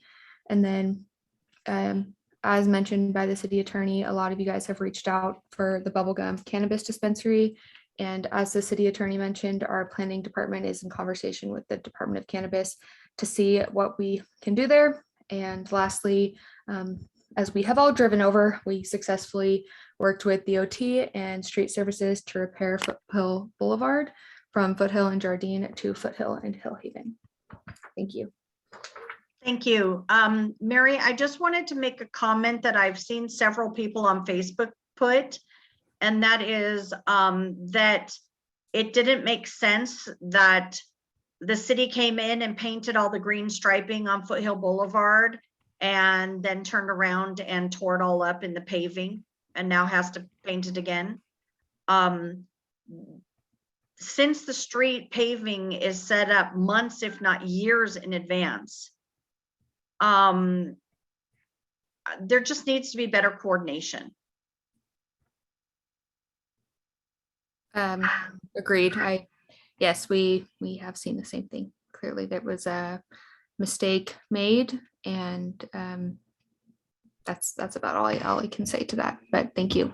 Okay, thank you. And also, I know, and I want to say we appreciate that you're giving water and coffee to the volunteers who are doing the tree watering, but it is very frustrating, and I'm saying this because I want the public to understand. The request from Pat Kramer was to be able to fill up the water jug containers that they use to water the trees using the council office. Different businesses up and down Foothill have offered their water spigots to be able to make sure that we are taking care of the tree canopy. And the fact that a response from the council office that all these volunteers should drive over to Glendale to fill their water buckets up to bring them back to water our trees. If our council office and council member would like to show that she does support environmental issues, putting a whole bunch of people in their cars to drive somewhere else to get water is really not the best way to show that. So I'm hoping if there is a request in the future to get water from the council office, that she will go ahead and allow that to happen. So thank you. Thank you for mentioning that. It brings a couple good things to mind. So as first mentioned in that email, we are in time where we are in a severe drought and trying to do both things, right? So limit our water usage while also appreciating our volunteers who very graciously, volunteer their time to water these trees. So the first thing is that the trees recently planted by the councilwoman from Lowell to Marcus Street are drought-resistant trees that receive 3 years of watering from the Urban Forestry Division. Those trees are still being watered and receive water 2 times a month minimum, often more in hotter months, from Urban Forestry Division. Those will continue being watered up until January of 2023. Regarding the other trees, I actually met with Pat this morning when when she met with me to give the water, and we're going to work together to try to find further ways to, collaborate in watering the trees prior to Lowell, prior to Marcus. But those trees, again, I do want to say that those trees did have a plan when they were originally planted, and that they have received the water necessary and will continue to until they are fully developed, which will be in January in 2023 and will no longer require watering. Thank you. And I think that Lenny has something he'd like to say. Go ahead, Lenny. Thank you. One of my ideas earlier that I passed on to Pat Kramer is I understand that there is a DWP truck that is full of recycled water. I don't know if that really exists or not, but if it does, if we could have that truck parked where we do our operations of tree watering, that's where we can get our water, and we'll put that recycled water to really good use. Otherwise, it comes out of my faucet. That's Thank you, all I Lenny, gotta for the say. suggestion with the DWP truck. I'll definitely look into that. And, you know, I know that that was kind of a long email chain that went back and forth. And I always want to, as I spoke face to face with Pat today, I want to work with you guys. You know, I really appreciate the time you guys are putting in. I understand that that's a Saturday for you that you, you know, could be enjoying in your bed. And I know that that's extra effort that goes into, you know, maintain this beautiful area that we see. And I want to work with you guys on future collaborations. I told Pat this morning that, you know, urban forestry might even be looking into planting more trees on Foothill at some point, and obviously drought resistant trees that they would upkeep. But I want to work with you guys. Thank you so much for the efforts you put in, and I look forward to collaborating more as we go forward. I'm happy we can provide you with the water and coffee, and I will drop that off the morning of the event. Thank you. And Mary, I just wanted to make a comment that we're very clear you don't make the decisions. We appreciate you working with us. Thank you. Okay, Cindy Cleghorn, go ahead. Thank you very much. Thank you, Mary. I know you have a lot to do. I just wanted to bring up a couple of things with everything going on. I know it's busy times, but I just wanted to find out if there was any updates on a couple of things. The lights on Commerce Avenue on the east side. We also have some now on the west side in the lower portion. And so just to find out where and when that might happen. And then the other is, you know, the neighborhood council worked really hard involving many members of the community in an art project for our light pole banners. And we wanted to add 10 more to the existing 20s, to making it 30. And submitted that to your office and haven't heard back. I know you had a question about, you know, where they would be placed and so forth, and I hope that question has been answered. It's a collaborative effort by many in the community, so I know that the artists are looking forward to, you know, seeing them, and we also have already voted all of the expense to it. So we're just standing by waiting for the process to go through with the city council. And then the last thing is please extend an invitation to Councilwoman Rodriguez to come and visit us at the STNC. It would be great to have her. She hasn't been here since she's been in office. And in these times, now's the time to make that change. So I hope that you can pass it along, that we welcome the opportunity, and we always have high respect for our leaders. And so we want to make sure that she knows that. At least I'm saying it, and I'm pretty sure that the board would, well, I shouldn't speak for them, but she's welcome. And please let her know that. And we'll arrange it, and we'll keep it to her time as possible. Thank you very much, Mary. Thank you, Cindy. I appreciate that. So a couple things. First, the lights. So that is still on our priority list, and I don't have a precise date that I can give you yet, but I will be in touch as soon as I do. And it reminded something else, actually. So I know many of you are familiar with our Operation Bright Spot, which is kind of CD7's like internal cleanup team. I spoke with an individual a few weeks ago who had an idea of getting them out to Commerce. So November, our office kind of breaks up. We call it like a special task force with Bright Spot, where a certain neighborhood gets them like every day.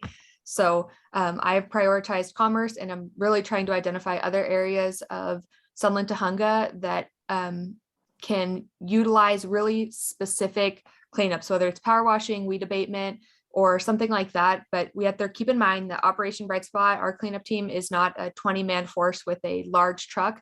They're a small team, but they are effective. And I know the individual specifically asked from Commerce and Foothill to Bolton Hall, which is doable. And that's like one of my top ones, as well as some other spots I have in mind. But if any members of the community have anywhere that they see like small community dumping, not bulky items, but small areas of just like legal dumping, or just where it needs a power washing, please reach out to me. My email is available. I think most of you have it, but I can send it in the chat if needed.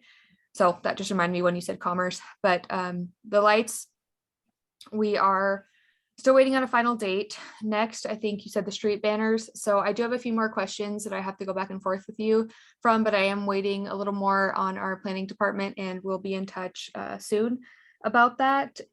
I need a more specific, and Cindy, you and I can talk about this offline if it's a longer conversation, but I need more like specific details on exactly where on Foothill. So I know you mentioned it'll be split evenly between Sunland and Tahunga, but like which specific lights or locations you would like to put them on. And then I think the last thing, unless I'm missing anything, was the invitation to Councilman Rodriguez, and I will happily invite her and see if we can work out a time to meet with you guys. But if I missed anything, please let me know. Thank you very, very much. Okay, I see some hands. I think both. Pat, go ahead. Hey, thank you for being here, Mary. It was really nice to meet with you this morning, and I appreciate your interest in working with my Safe Traffic and Transportation Committee on different issues, which we will be putting forward. The idea that Lenny suggested with our upcoming event, which is October 29th, I don't know if there's time to, but if you could help us, if there's a possibility of getting a DPW water truck for that day, it would just be, for that morning, like 7:30 to 10, that would alleviate the cost of the water for the chamber, because the chamber is footing the bill for the water. And it's just a one-time event. This will be the last tree watering we will do for the year 2022. And we might not do another one until the end of the first quarter in 2023. So we don't do these events very often, just like usually once a quarter, except when it's hot. And then maybe we'll do 2 during the summer.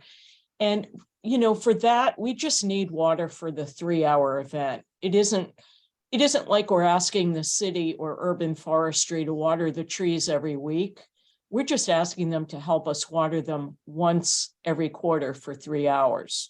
So if you could help us get a hold of the DPW to see if there is such a thing as a water truck, maybe we could set it up for that morning, Saturday, August 29th. And if you're able to get a hold of them and just forward me their information, I'd be happy to follow up with them and arrange that. I wouldn't expect you to do that. And then maybe in the future, we can talk about doing a watering event with the council office for just that 3-hour event for another quarter, maybe in the spring. So thank you for your help. Thank you for the water, and thank you for the coffee. Thank you. Thank you, Pat. Okay, so thank you. Mary, did you have anything else? Just one more thing. I just want to be clear now. I am not exactly sure what Mr. Friedman is referring to with the water truck. We'll have to look into that. I personally am not familiar with what you're referencing. So I will have to look into whether that's an option. And if it is so, like I said, I will try everything to get that out to you guys, but I just want to, state publicly that I'm not sure if that is a thing, an official program through DWP. So I would have to do a little more research to know if that's a viable option for us. But if it is, I'm more than happy to connect with you guys, and thank you for your time tonight. Thank you. Okay. So what I'd like to do, I'm looking at the schedule. Let's go ahead. Next item is number 5, candidates running in the November 8th, 2022 election, statements regarding ballot measures. 2 minutes each, no questions and answers. I have I think I have 2 candidates here. If so, let's go ahead and go with Mark Dutton first. Go ahead, Mark. Hi, can you hear me? Yes. Hi, I'm Mark Dutton, and I'm running for LACCD, Los Angeles Community College District, seat 7. It's a special election. Mike Fong left early. I'll make this quick. Measure LA, they're asking for 5.3 billion of your tax dollars. I say no.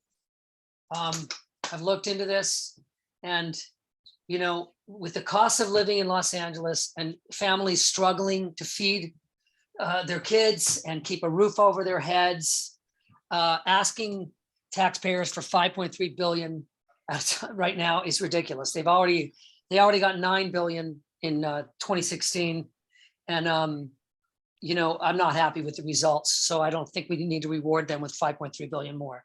So I'm running as a fiscal conservative for seat 7 to watch your tax dollars and to advocate for students and education, get the politics out of this, put education back on the campus, and focus on our dismal enrollment and our close to 70% failure graduation rates. I know that's depressing and it's all doom and gloom, but you know, we just need people in there to focus on what's important, and no more special interest building. We're done. We don't have the money for that. So consider voting for me, please. I think it's on page 2. You can contact me at Mark Dutton for LACCD 2022 on Facebook. That's a Facebook political page, or you could, and I have other contact information on there, my campaign phone and everything else. All right, I appreciate your time, and I really appreciate all of your time on the neighborhood council. You guys do so many hours of work. I didn't realize that till I moved to Tahunga, and I, for one, am very grateful. Thank you. Thank you. Do we have any other candidates? If so, please raise your hand. Candidates that are running for office? Raised hand. Okay, I see it. I'm clicking. Siaka? Yes. Can you hear me? Sure. Yes, go ahead. Perfect. Hi, my name's Siaka Massaquoi, and I'm running for state assembly here in District 43, which includes Pacoima, Sylmar, Sun Valley, San Fernando Valley, North Hollywood, North Hills East, Panorama City. So I'm here, as just Mark mentioned, as a fiscal responsible conservative. I want to shake up and really help to get this super majority in our legislature broken up. And we're seeing the laws that came down the path line, whether it's SB 1419, where parents can't see their kids' medical records.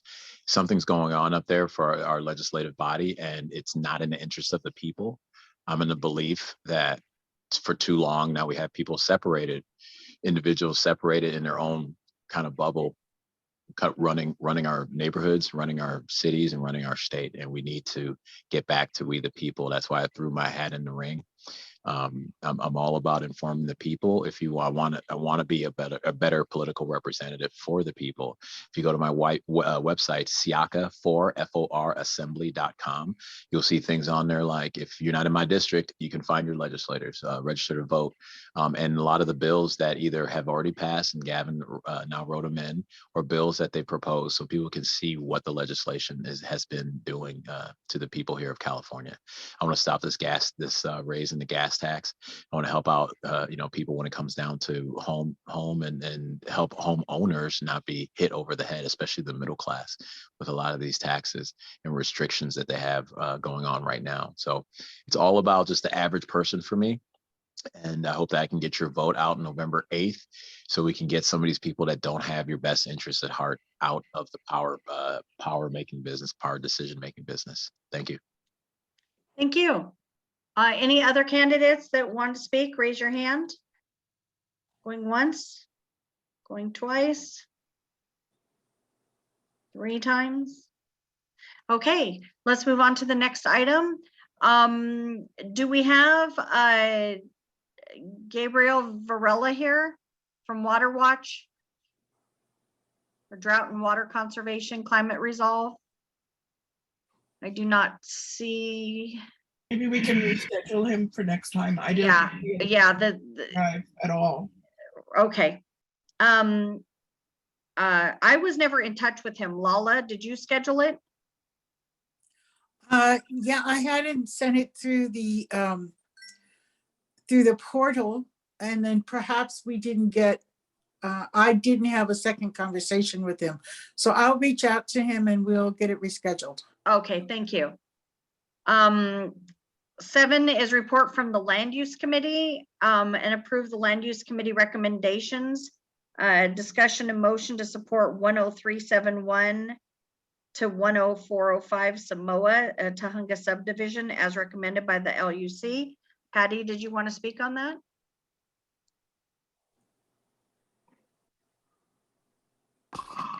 Go ahead. Okay, okay.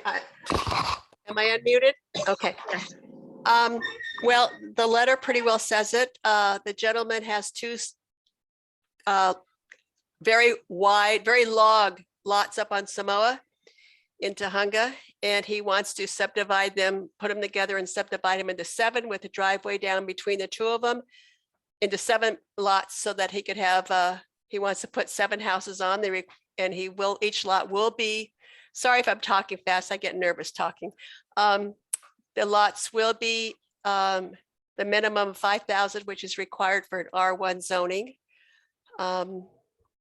That's really about it. Like I said, they're very large, very long lots, and putting houses in there will not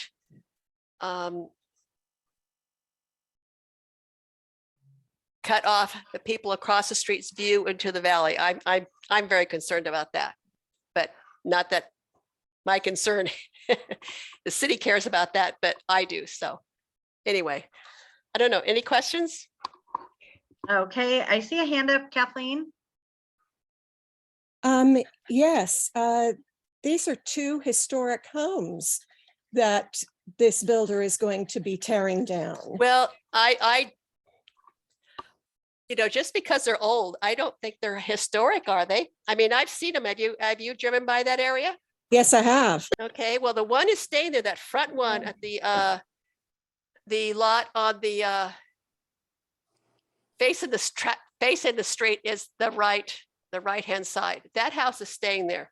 The other house on the other lot, it's old and it needs to be torn down in my own opinion, but that has really nothing to do with it. He's asking for a subdivision. And I did get a thing from the city. I checked with Sarah because some people were concerned that he's going to put too many houses on there. And she said, this request has nothing to do with that. They don't require that in a subdivision. It's just, you know, the house is old, I think. I haven't been inside of it, but I don't think that should be a deterrent on him not being able to pull that house down and build nicer houses.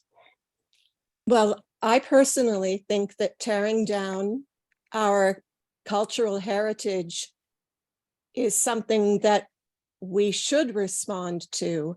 And these 2 houses are historic. Well, the one is not being torn down. He's keeping that one, as I said. And it's, if I remember right, it's got a lot of rock in it. It's like a rock house almost, but not quite. You know, the other house, the smaller house, was one of the houses built. It's a very tiny house built Yes. for the people who came and who would temporarily live in them while their family members were trying to recover from asthma, and as such is incredibly important historically and culturally. I don't know what to say to that because I don't know if there's a whole board feel like that. They need to look at that house. That house. We should, first of all, Patty, stop for a second. We should not have the back and forth. KT asked a question, you answered it. If the house does not have, so my question is to clarify, does the house have historic designation on it? No. Okay, thank you. If you don't mind, Patty, I'm going to go to Mark's question. Okay. Okay, go ahead, Mark. I was wondering what the rest of the land use committee might have said in regards to this application. And I'd also want to know, are there individual driveways for each house to the street, or is it shared driveways? Thank you. It's going to be a new street. A street will be put down the middle, and they will each have their driveway off the street, off that street, or that's what it's being called, a street. Okay, thank you. Do we have a letter on it? It's in the board packet. The reason I'm asking is because Mark just questioned about the other members. So my question is, if at least if we don't have put the letter up, could we see how many of land use committee members voted to support the project? If we could get the vote. It was 6 yes, 2 no, if I remember right. Okay, thank you, Patty. I don't think that letter actually says, but I do have it in my records, in my minutes. The letter, That's fine. it was not 100% in favor.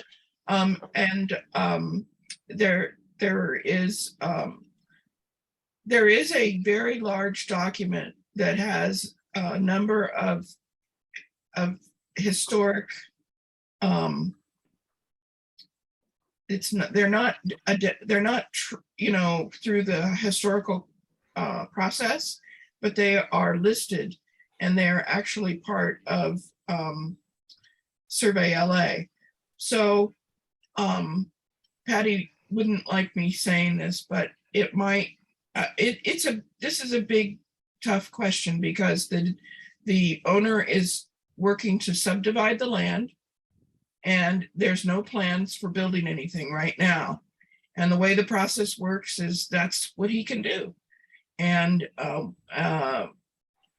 then later on, when he applies for permits to build, those go through probably a discretionary review, which is very fast and gives little time for the neighborhood council to weigh in. It's just the way the process with the city goes. If you want to postpone this to dig deeper into the historical significance that KT's brought up, because that we didn't, the land use committee is really, I mean, the state has this thing with giving subdivisions. It's really, really hard. And you want to postpone this to give this more time, or have the board come back and spend more time with it. That is something that you could probably do. Or don't vote to approve the letter and approve a different letter that's saying the opposite of what this committee has presented. Okay. So do I have a motion to approve the information as submitted by the land use committee, the land use committee's recommendation to approve this project? Do I have a mover? Well, wouldn't Patty be moving it because she's No, the I'm not chair of the I'm not a committee? board She's member. not a board member. Oh, is there a person from that board who could move it? I mean, and then it doesn't need a second because it comes from a committee, as long as they have provided this motion. Do we have a count on our board? Do we have somebody who would like to make the motion, and do we have a second for it? I do not see any hands. Don't see Okay. much interest here. Okay, so so now let me ask another question. Do we have a motion to bring this item up for discussion, or ask the land use, send it back to the land use committee to give board members a chance to weigh in on it? I make a motion to send it back to the land use committee. I second. Okay, so Nina made a motion to send it back to the land use committee. Lala is a second. If that meeting could be a joint board, a land use committee meeting, so that board members would have a chance to weigh in on it and have more discussion on it. I have a question. Yes, Patty. I do know for a house to be historically thing, there's a lot of paperwork to fill out. I don't know all the paperwork, but somebody would just ask this the other day on neighbor counselors or next door or something.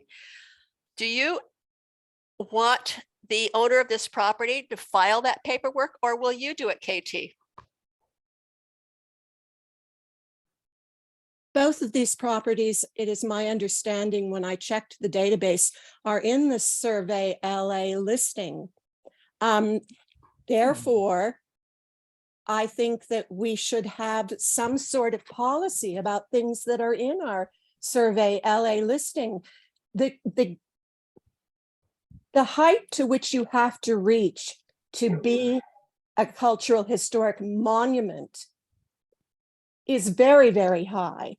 But that doesn't mean that it's not a part of the cultural historic fabric of our society just because it wasn't designed by a major architect.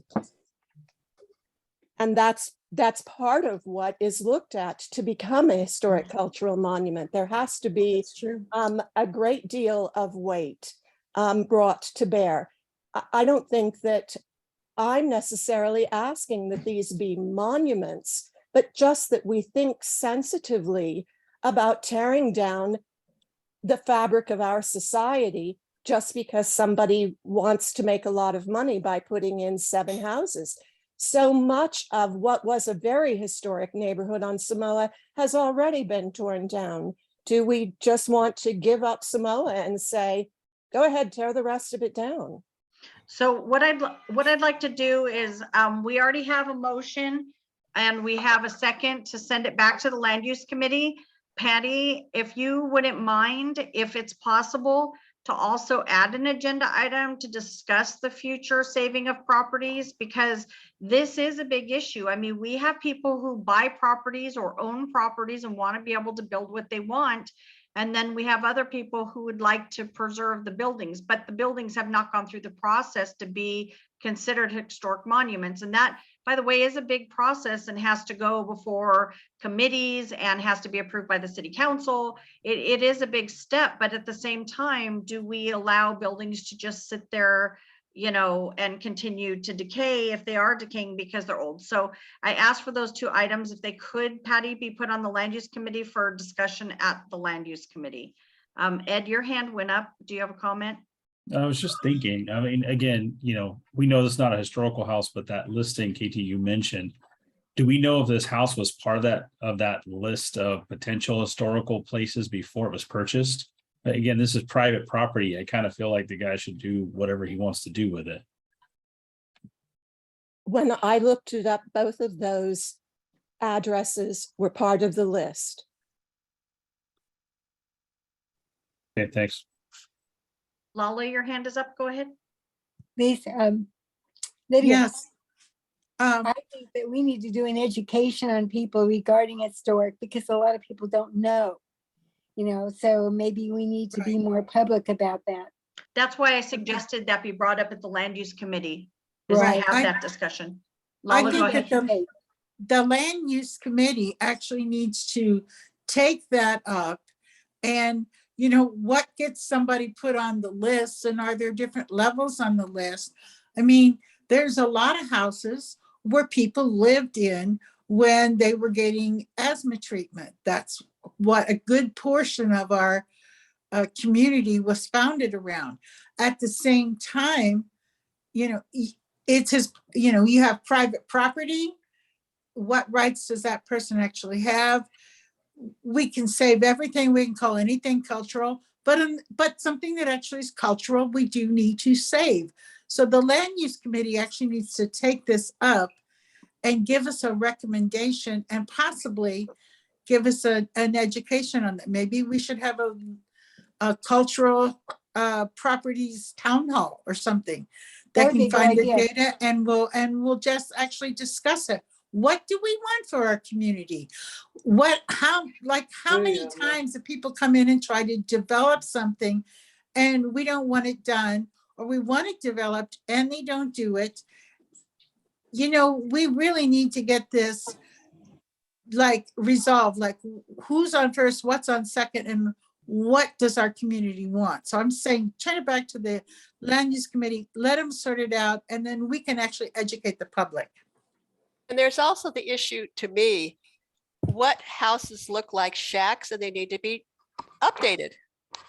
Just because it's old and in a cultural, whatever you're talking about, if it's run down, do you want a rundown house in your neighborhood? That's not progressive at all. So, I mean, it runs both ways. We don't want a big mansion. I understand that.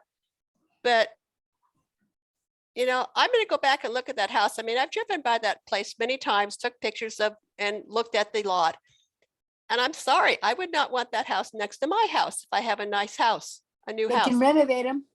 Huh? I'd like to move the previous Renovate them. question. Yes, yeah, I was gonna say, so this is a conversation that should be happening at the land use committee.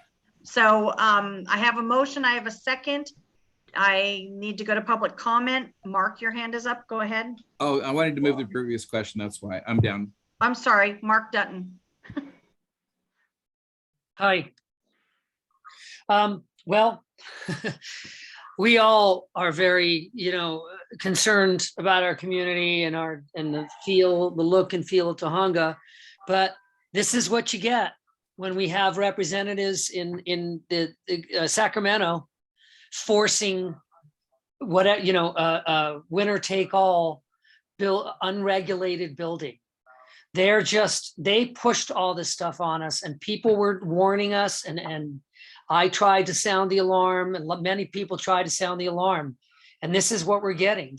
We have no ability now to even voice an opinion. It doesn't matter what we think or what we feel is important or historical. The state is taking it over, and Wiener and Atkins are right at the center of it. So I hope we all remember how important it is, all the way up to Sacramento and our city council, who were silent on these land use bills that came at us 7 at a time, actually, one time. They're doing this. This is all corporate interest, all of it. Corporate building, corporate interest, and some idea to modernize, and I use sarcastic air quotes, all of our cities. And there's something beautiful about an old, small city and small neighborhoods where you have lawns for your kids to play on. I want to save the village green. I hope other people do also. Thank you. Thank you. Okay, so we went to public comment. We're on the motion to send this to the land use committee. I see hands up still. So is there comments from the board members about sending this back to the land use committee for a discussion? Lala, go ahead. Oh, no, I'm sorry, I forgot to take it down. Okay, KT? I would like to send back to the land use committee an instruction that all properties where there's some suggestion of tear down, that the Survey LA list, which was assembled at great effort by people in this community, that Survey LA list be consulted and used as guidance. Okay, I think that needs to come out of the land use committee as what that guidance means. I think if we're going to create a guideline or a flow chart of what we do when it comes to these types of issues, I think just addressing the fact it's on the list isn't going to help anything. The fact that there's not historic status. Also, I'd like to add, let's go ahead and call for the vote on this, but I would like to add before we call for that vote, is I would like to say, I think that this is an important issue for our community. And I think, Lala, if we could talk, if you could add this to the SEGA committee meeting, it doesn't have to be this next one, but soon. I would love to get the community together for a town hall to talk about what we identify in this community that makes it home. I think that piggybacks on what KT is talking about, is what is our identity, so that when we get these projects, we have a very clear guideline as to what our community feels is good for our community and becomes part of our community and doesn't stick out like a spaceship that doesn't belong here. So I think a town hall with the community to bring that out and talk about our feelings and how the things in our community make us feel and the character we'd like to protect.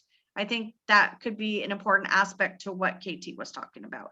So I'd ask again, we're going to go ahead and vote for this to go back to the land use committee. And I'd like to see some of these other periphery things happen. So I'm calling for the vote now. Thank you. Okay. Lydia Grant, Yes. Paula Rowe, Yes. Shauna, oh, okay, Ed Bubbakanian, Yes. Carol Hutchinson is yes, Lenny Freeman, Yes. Katie Travers, Yes. Trevor Schmidt. Did we lose Trevor? I don't know, I'll try and come back. Claire Gordon, Yes. oh, is that Trevor? Yes. I was Okay, gonna say thank Claire you. is very hoarse. There, well, yeah. Yes. Okay, so Claire is yes. Karen Moran? Karen Moran? Okay, Belinda Woodruff. Yes. Thank you. Cheryl Schmidt, Yes. Mike Goglia, Yep. Shirley Kim, Yes. Chris Rowe, Yes. Nina Royal, Yes. Cindy Cleghorn, Yes. Sherry McCoy, Yes. Mark Siegel. Yes. Okay, and okay, one more time for Karen. Are you there? Yes, sorry. Okay, Computer all problem. right. Yes, thank you. Thank you. So it's 18 and 2 ineligible. There you go. Back to land use. Thank you. So Kate, was that it on the land use, Patty? Okay. Yeah. We That was lost Can our- I say something? Yes. We lost Yes. Patty. Go ahead, Nina. I'd like to thank KT because somehow or other I missed that. So had you not brought it up, this wouldn't be happening. So thank you. Good, thank you. I'm proud of all of you, frankly. It's Thanks, such an Mom. honor to work with you guys. I know. Okay, we'll move to the next item. Okay, so if you guys don't mind, item 8 is a committee reports. Pat is, let's go to committee reports. I was gonna try to get through some of the vote counts so we can get done, but I think we're going through things pretty quickly. So let's go ahead and go to committee reports. Ed, did you want to go first? Sure. We're caught up on everything now. Everything is available for vote this evening. So far, we spent $2,100. I'm sorry, $5,100 on expenses. So we've still got 25,000 remaining. And yeah, that's kind of where we're at. We get off to a slow start. I would just kind of caution us. We don't want to run into the situation we did last fiscal year where we're trying to spend at the last minute. So let's start planning activities, planning needs for budget dollars up front and send those over as soon as you can. We have elections too, and that'll take a chunk out. We do. Yeah. Okay, wonderful. Thank you, Ed. And land use, Patty, you gave a report. Did you have anything else to add? I think Wait a we minute, lost- wait a minute. Shit. We heard that. I mute sound. Okay, no, thank you, no. Okay. Can I just say something though about the land use? Yeah. I attended a meeting the other night and not related to this issue we just voted on, but some people came to the land use for a project they want to work on. And I gotta say, the land use really was giving them helpful hints and telling them where to go and, really helping these people out that were coming to the land use. So really, the land use committee is just a font of information, and you guys should attend a meeting and just hear some of the things that the knowledge there is really amazing. These guys do a great job. Thank you. Stat committee, Pat? Yes, I'm here. Thank you. I'll try to make it quick. We have submitted some expenses for the budget committee to approve. I have ordered t-shirts for the first time in the entire time I have had a committee, which is, I think, going on 6 years now. So we are asking for money for t-shirts that will be like a neon yellow, so that when we're working on the trees early in the morning, people who are driving by will know that we are affiliated with the neighborhood council and we won't get hit, because it's also a safety issue when we're, working on the trees by the curb. Sometimes we're standing in the street. So that's a very important item that's up to the budget committee and then your board to grant us money for t-shirts. We have also asked for funding for placards that can be used for a tree adoption event that we're going to continually offer to our residents. Cindy is working with me on the language. Hopefully we will have a price soon that I can submit to the budget committee. And they will be, I guess, cardboard, and they will hang from a chain around the tree. And there will be a space for people who are adopting trees to write their name or their business name. And it will also say, please do not dispose of trash or cigarette butts. This is a living tree and it's helping clean our air. So that's another item that our stat committee is working on. Also, I've put in a request for money for a volunteer appreciation event. Our tree committee people work every single week on improving trees along Foothill Boulevard. And I would like to host a lunch, probably in my backyard. I did one last year. We all did a potluck, but you know, it would be nice if I could get sandwiches or a pizza or something like that for my volunteers, because they've, you know, there's about 6 or 8 of us that work every week, and these people work very, very hard. It's very physical labor. We work for 2.5 to 3 hours. It's a really good workout. So that's another item on the budget committee agenda. The tree watering event is set for Saturday, October 29th at 7:30 in the morning. It will be again in the Chamber of Commerce parking lot by Sweet Cherries. We had about 20 people at our last tree watering event. I hope to get 30 or more this time. It will be the last one that we will do for the year 2022. This will be the 5th event that I've put together. And I really appreciate anyone who can show up and help us, even just for an hour. Or if you can share our flyer to members of the community, that will help a lot, because we do, as Lydia said, have a tree canopy. We're trying to keep it healthy. And yes, we're getting rain now, but certainly not enough to alleviate the drought. So despite what urban forestry says, that the trees don't need to be watered, I would strongly disagree. They really do need help.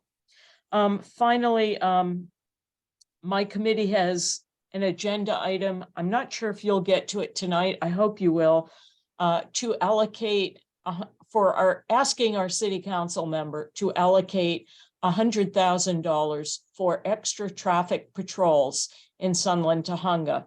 Our council person did co-sign another motion for the LA City Council just 1 month ago to allocate $100,000 to Council District 3, Councilman Blumenfield's district.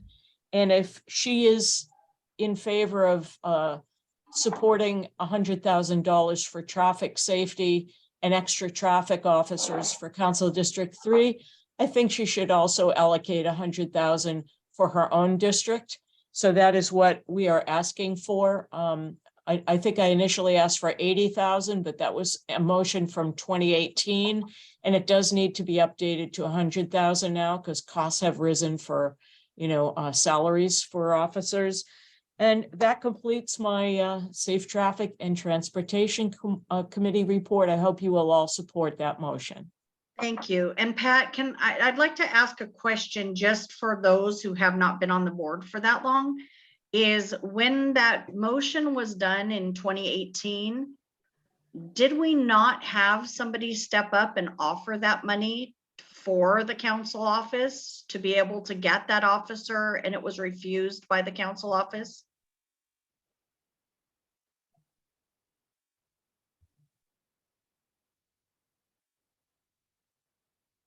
Did we lose Pat? Pat, you're muted. I didn't realize I got muted. Okay. Yeah, back in 2018, I approached State Senator Anthony Portantino, and I asked if he could help with getting funding for LA City to allocate $80,000 for extra traffic patrols for Sunland Tahunga, because the fatality rate has gone up along Foothill Boulevard. And we are watching the stats, and it's really alarming. And of course, there's many, many more accidents that result in injuries, not fatalities, or in property damage for innocent people who just happen to be struck by motorists that hit and run or hit and don't care to, take responsibility. So our council member said that there wasn't money in the budget. And so I asked State Senator Portantino if he could help allocate money for the budget so that it could be put toward this cause. And he said he would look into that, and he would bring a motion to the Senate and to Sacramento. And then we found out that our council member didn't really want to talk about it.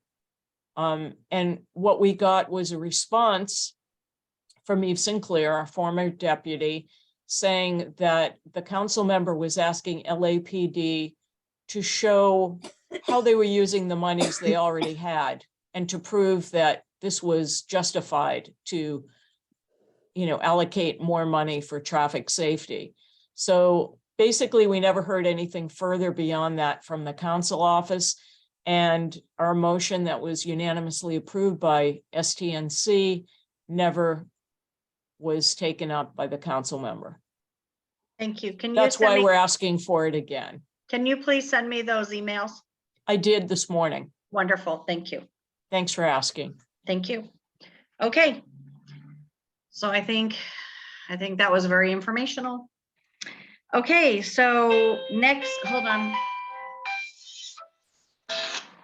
Sorry about that. Okay, so now we can go to, let's see, where are we at? Start Committee. Is there anyone here from Start Committee that has a Yes. Yeah, I was just gonna say, KT, your hand was up and then it was down, and I'm Yes. trying to find you. There you are. Go ahead. Just to make you all aware, we started a pilot program in the Stark Committee 2 months ago that is going wonderfully now. This program of presenting an artist to open his or her their gallery to us. And we've had 2 presentations so far. They're fabulous. They are, of course, open to the public and especially open to our STNC members. It's always the first item on the agenda after public comment. And so you could just dart in to see this gallery visit and look at the art being presented by these artists, all of whom are local right here in our community, some incredible artists. This last month's presentation was from Antarctica, Africa, Asia, that our local artist had done of water issues and painting these great waterways of the world. So fascinating, wonderful artists that we have locally that could use your support if you'd like to come by at the beginning of our Stark meetings every month on the 3rd, 4th, oh boy, shame on me. The whatever Tuesday of the month that is. Tuesday.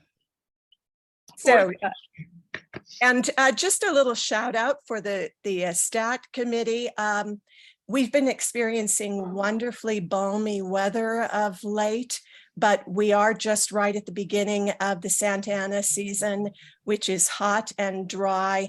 And that last watering of the year can really is so important to keep these trees going until the rains start in January. So consider the Stat Committee's request that you sign up for their watering at the end of this month. Thanks.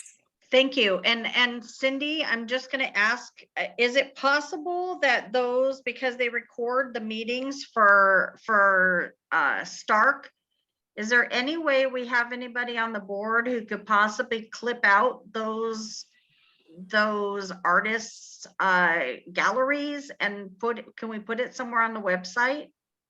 Well, If the meetings are recorded, they're up in the YouTube channel. No, I know, but I'm saying, can we do like a space where it shows on the website, like artwork from our community, like just the video clips? We'll talk about it. We'll take it to the outreach committee. Okay, thank you. Okay, moving right along, we are now at SIGA, Community Improvement Government Affairs. Lala? I don't have any additional report at this time, except that I will add these points that came up in this meeting into our next meeting. And should I give the rest of the education report now? Yeah, go ahead. Just as long as I'm talking already. Yeah. So we in addition to what we're doing as far as the town hall and the fair, we're also working on getting surveys done. We're actually going to print off surveys and go to the schools and find out what the parents and what the educators actually need and want from us. Because we've done a lot of education things, but we haven't had the communication with the parents and the teachers that we need to have. So we're going to find out what they really need and want so that we can figure out how to deliver it. You know, people have come up and said they want to know this, they want to learn about that, and we've been able to deliver it. But we need to actually get into the schools themselves, and not just the public schools, but also charter schools and any homeschool organizations that are in our area, and find out what they need and want. Okay. Did you want to give a Oh, and report? I did one other thing. We did the Finance 101. Personal Finance 101 Town Hall, which is up on the YouTube, I understand. That was done by Ed and it was really good. Was not well attended, but it was really good. And people should take a look at that. Okay, great. Thank you. And thank you, Ed, for putting it on. Outreach committee?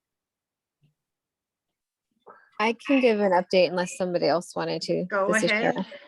Okay, just upcoming opportunities to reach out to our community. A lot of these other people are putting on, but we can partner with them, such as the tree watering on October 29th. So I hope a lot of the outreach committee will help with that. I plan to be there at the Chamber of Commerce.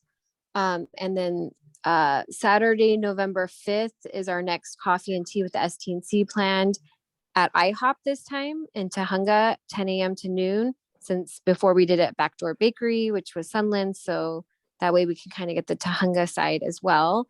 Carol had an incredible idea to have thank you cards. So hopefully we'll have those on hand and it'll be efficient. So we could just sign the thank you card and like hand it over to the coffee shop right then and there with our signatures on it. And then Veterans Day is Friday, November 11th. This isn't STNC planned, but we could partner with them if you'd like. Glen Haven Cemetery, where we plant the flags on soldiers' graves and honor living veterans. We always need more volunteers and donations, such as the flags, 10 a.m. to noon. And then American Legion Post in Tahunga is starting at noon. They're going to have food and entertainment. There's no ceremony, but they're going to post flags on the sidewalk near the memorial at Sunland Park. And then Saturday, November 9th, as was stated before, the fentanyl health event in the Aurora parking lot. We plan to have an outreach table there. So hopefully my outreach people will be there. And then something I learned at the Bolton Hall Museum, the Little Landers Historical Society, they have an exhibit there in the museum about games over the past 100 years. It already opened October 8th and it goes to early January 2023. And hopefully we can get an outreach table there. So I'm in communication with them and because they're going to have one big like game night event, like a big event.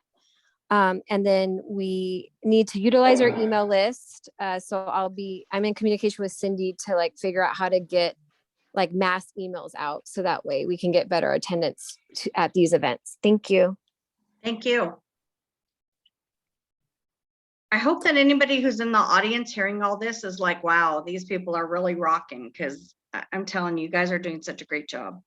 Okay, beautification committee. I think that's me. Basically, the big part is the update on the mural. Of course, the insurance, we voted for the insurance in the last meeting, and so that got paid. And I guess permits and everything, and Gerardo is back at work on it. He says he expects to be done by Christmas. Yay. That would be great. Yeah, that would really be great.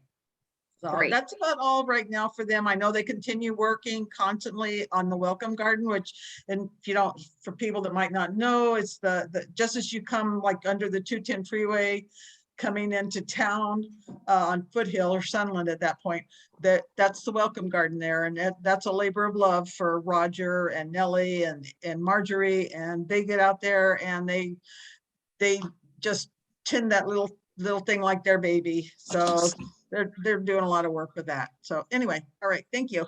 Thank you. So liaison reports, Lank, Vank, budget advocates. I'll do Lank first. Lank has had a lot of stuff on the agenda.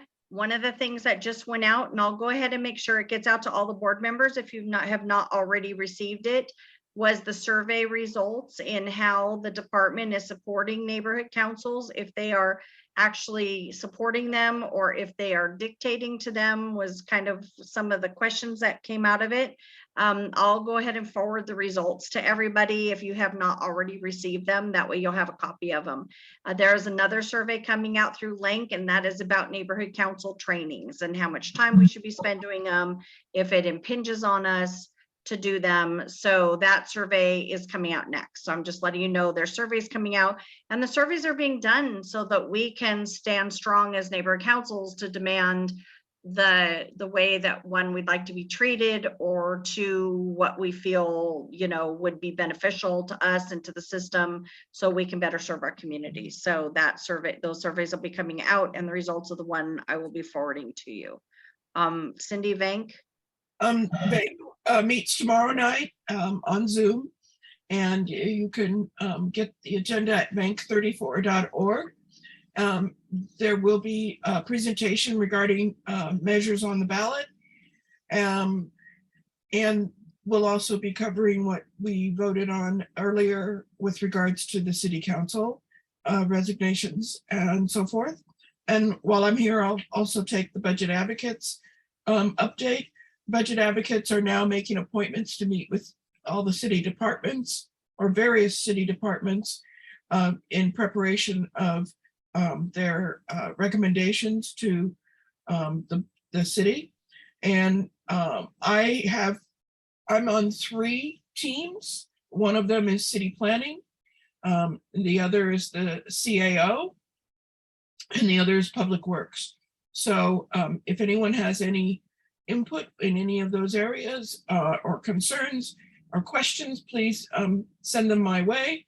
You can send them through the contact information on the STNC website, or you can contact me at my email address through the website also. Either way is fine. And thank you very much. Thank you. Okay, so now ad hoc bylaws, standing rules, we will be having a meeting upcoming. Things kind of just got crazy, so we weren't able to schedule the meeting. I don't think Sandy is here, but we have talked about getting that meeting scheduled to go over our bylaws were already approved, but to update the standing rules. Okay, item number 9. Now we can rock through these things. Ready? 9. Can I? Nina, go ahead. She needs to unmute.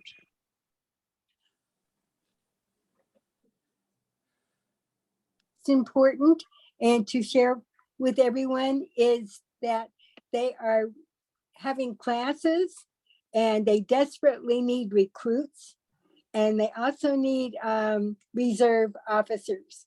So if you know of anybody that wants to be a police officer or is thinking about being a police officer, tell them to check with LAPD online. They're thinking of even offering LAPD cadets free housing. That's how desperate they're looking, because we're way, way down.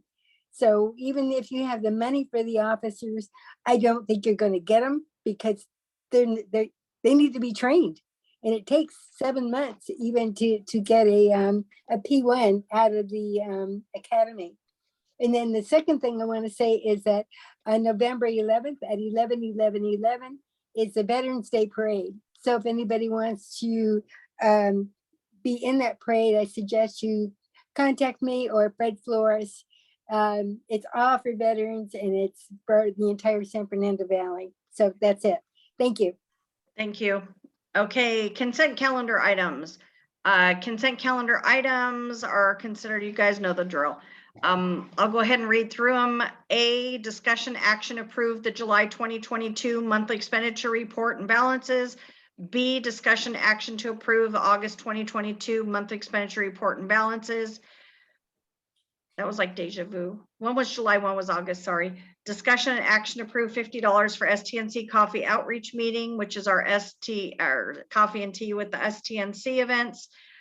D, discussion actions to approve up to $500 for STNC coffee outreach meetings for the remainder of this fiscal year. E, discussion action to approve up to $50 for cost of STNC thank you notes. F, discussion action to approve up to $150 for interpreter's invoice for the 9/14/22 board meeting. G, discussion action to approve budget increase to UPS to $404. Previously, I'm sorry, that was USPS, previously budgeted at $388. H, discussion action to approve budget increase to US storage, $7,660 due to rate increase for 2 units. Is there any of those items that board members want to remove or pull out for discussion?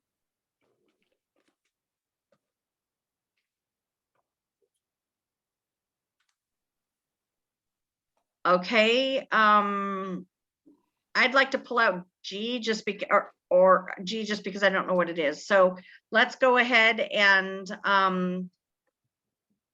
call for the vote on consent calendar. Okay, who made the motion? Hold on. So G, we pulled out. Okay, do I have a motion to approve number 9 consent calendar items as listed, A through F? I move, this is Lala. Yeah, so it's A through F and then H. So Lala made the motion. Do I have a second? I'll second it. This is Belinda. Thank you, Belinda. So let's go ahead and call for the vote. Okay. I should ask for public comment. Do we have any public comments on these items? I don't see any hands. Okay, go ahead and call for the vote. Excuse me. Lydia Grant, Yes. Lala Rowe, Yes. Ed Babakanian, Yes. Carol Hutchinson is yes, Lenny Freeman, Yes. KT Travers, Yes. Trevor Schmidt, Yes. Claire Gordon, Yes. Karen Moran, Yes. Belinda Woodruff, Yes. Cheryl Smith, Yes. Mike Goglia, Yes. Shirley Kim, Yes. thank you, Chris Rowe, Yes. Nina Royal, Yes. Cindy Claycorn, Yes. Sherry McCoy, Yes. Mark Siegel. Yes. Okay, thank you. That's 18 yes and 2 ineligibles. Okay, thank you. So if you don't mind, let's go ahead and go to G. I just had a simple question, and that is, what is that for? That was the approval budget increase to USPS for $404. That's the PO box in Tahunga. Is that how much it costs for a year? That's a year. Yep. Last year was 388, so that's what we budgeted for. But when the invoice came in, it came in at 404. Wow, okay, thank you. I'll move to approve the item. Thank you. Do I have a second? Nina seconds. Cindy made the motion. Nina seconded. Are there any public comments from the community? If so, raise your hand. I don't see any hands raised. Okay. Oh, wait, I saw a hand. I see KT's hand. KT, go ahead. I'm just wondering if it's possible to have a smaller PO box, or have you found that people send very large things to the STNC? It is the smaller box.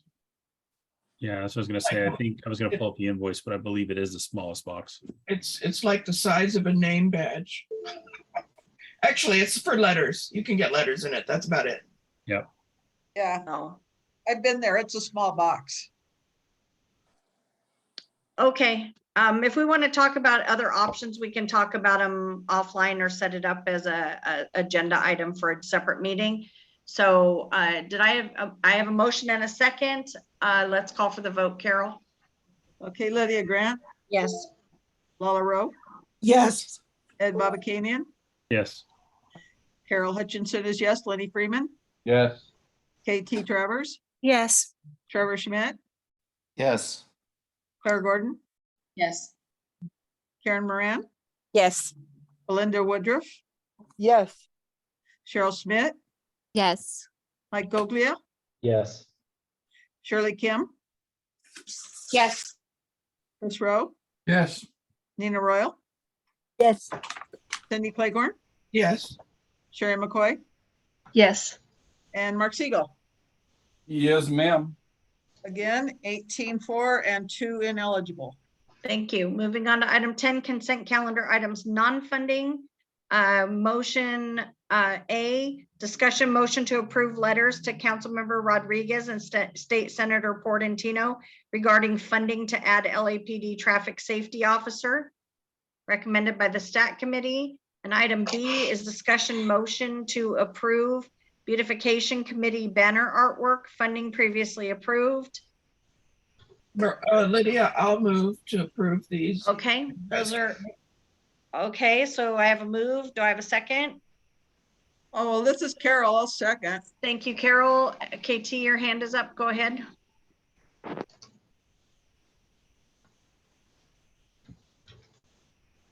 I'd like to remove A, please. Okay. Can we put the agenda back up, please? Yeah, just a moment. I was looking for the banner. Hold on.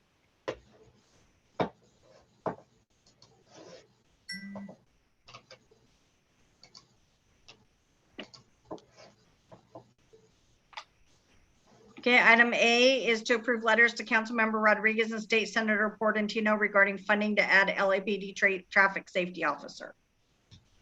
Letters in the packet if Carol has that. All right, I can look for it now. Ready? Hold on.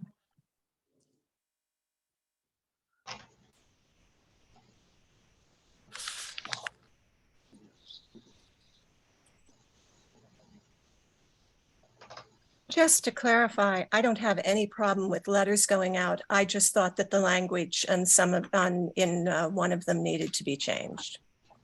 That's great. No, that's fine. That's good. We need input.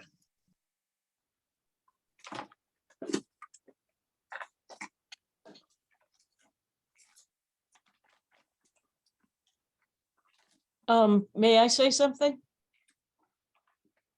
Yeah, go ahead. Okay. At National Night Out, two members of our Stat Committee, John Von Gunten and George Arakel, circulated a survey to the recipients of National Night Out. And by recipients, I mean people who were standing in line waiting for hot dogs and hamburgers. And it was a large event. There were over 200 people, I was told. 500. Excuse me? We had 5. 500, that's all. Okay. And overwhelmingly 94% of the people who John and George spoke with, and George is Armenian, and so he was speaking Armenian to the people who don't speak English or are more comfortable answering in Armenian. 94% of those people overwhelmingly wanted more motorcycle police presence in Sunland, Tahunga. That's 94% of the people who were spoken to. And they also were requesting that police issue more tickets. that there be cameras with, erected in the community, but that's a separate issue.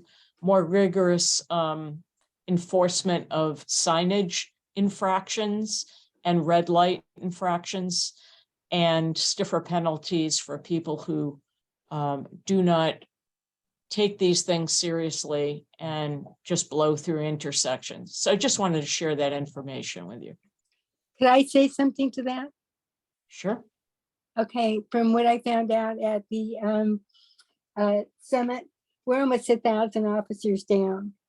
So what I would suggest is that we put in a letter to put us in line to be the first people that receive any of these officers that are coming out. It's not going to be overnight. It probably won't even be within a year.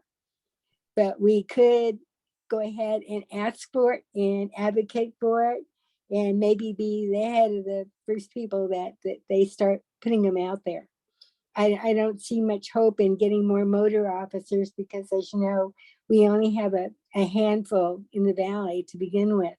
But it certainly won't hurt to start advocating now and making sure that we get our name on the list and be the loudest and squeaky wheel getting the grease.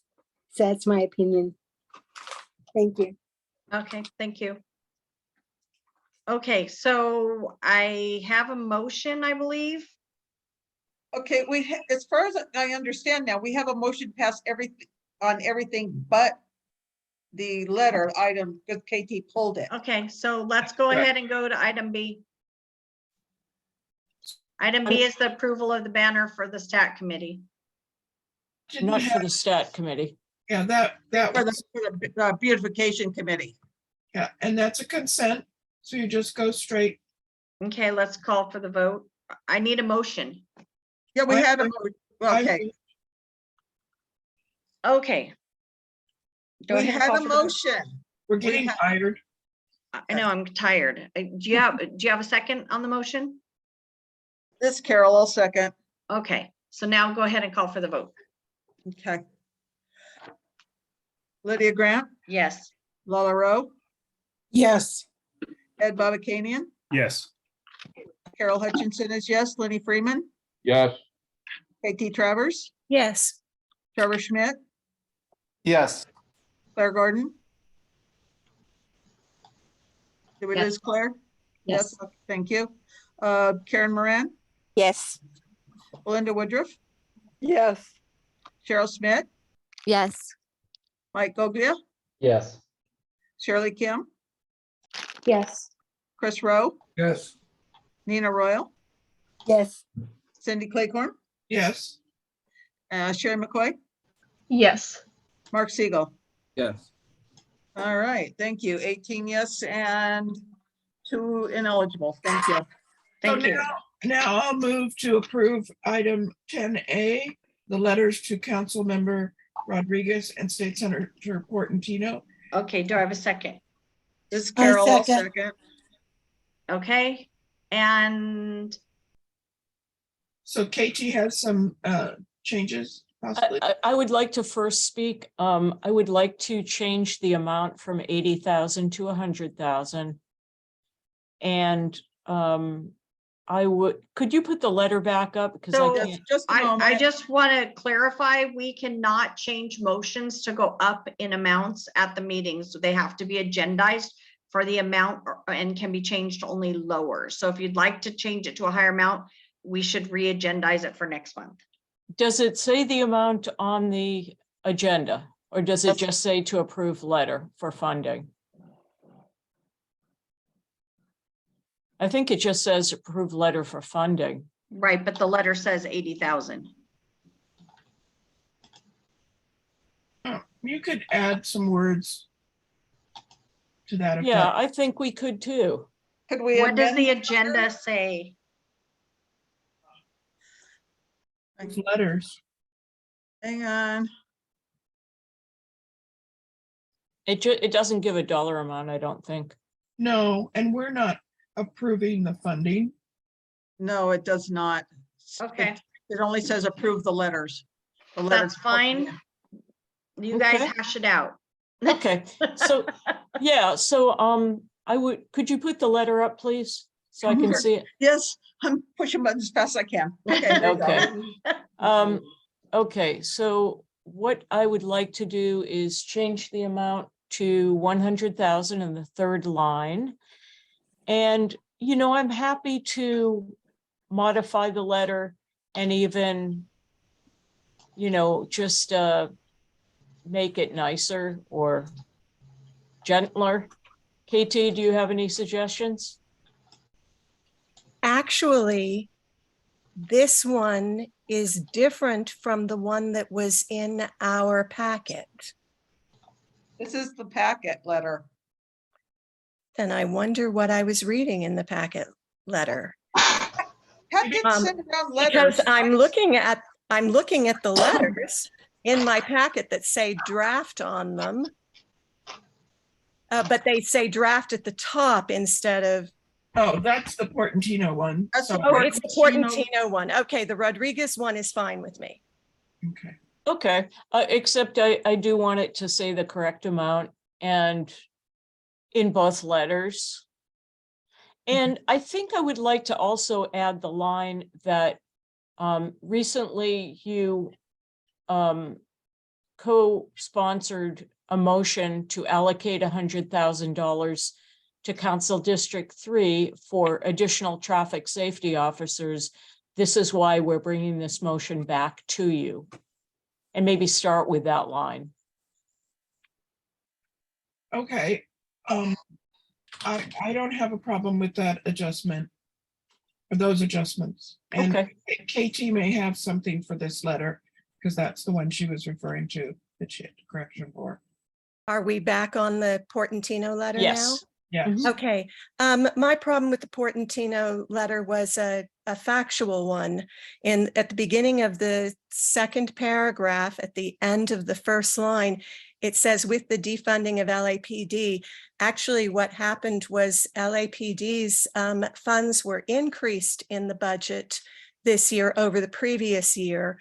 And so I just like that with the defunding of LAPD excised, and it can go right to many officers who have left the force to retire earlier, join other police departments, recruitment classes are a fraction of previous, morale is very low. Don't have any problem with those, but with the defunding, because it hasn't happened. I would have to disagree with you because this line came out of a conversation that we had with Captain Nyman at a Coffee with Cops morning meeting 1 month ago. Well, the budget that was approved by LA City Council had an increase in funding for LAPD over the previous year. But it was previously defunded. It was previously defunded. Okay. What I'd like to do is this. If we have the wording we have, do we have a motion to approve the amended lettering that Pat created? This is Carol, and I'll make that motion to. Okay. This is Nina, I'll second it. Okay, The so, letter is amended. okay, so with KT, amendments. if you don't agree with it, then you don't have to vote to approve it. Well, I'm just saying I would absolutely vote to approve it with the excision of those 5 words. I'm sorry, I don't accept your revision because I don't believe that is factual. Okay.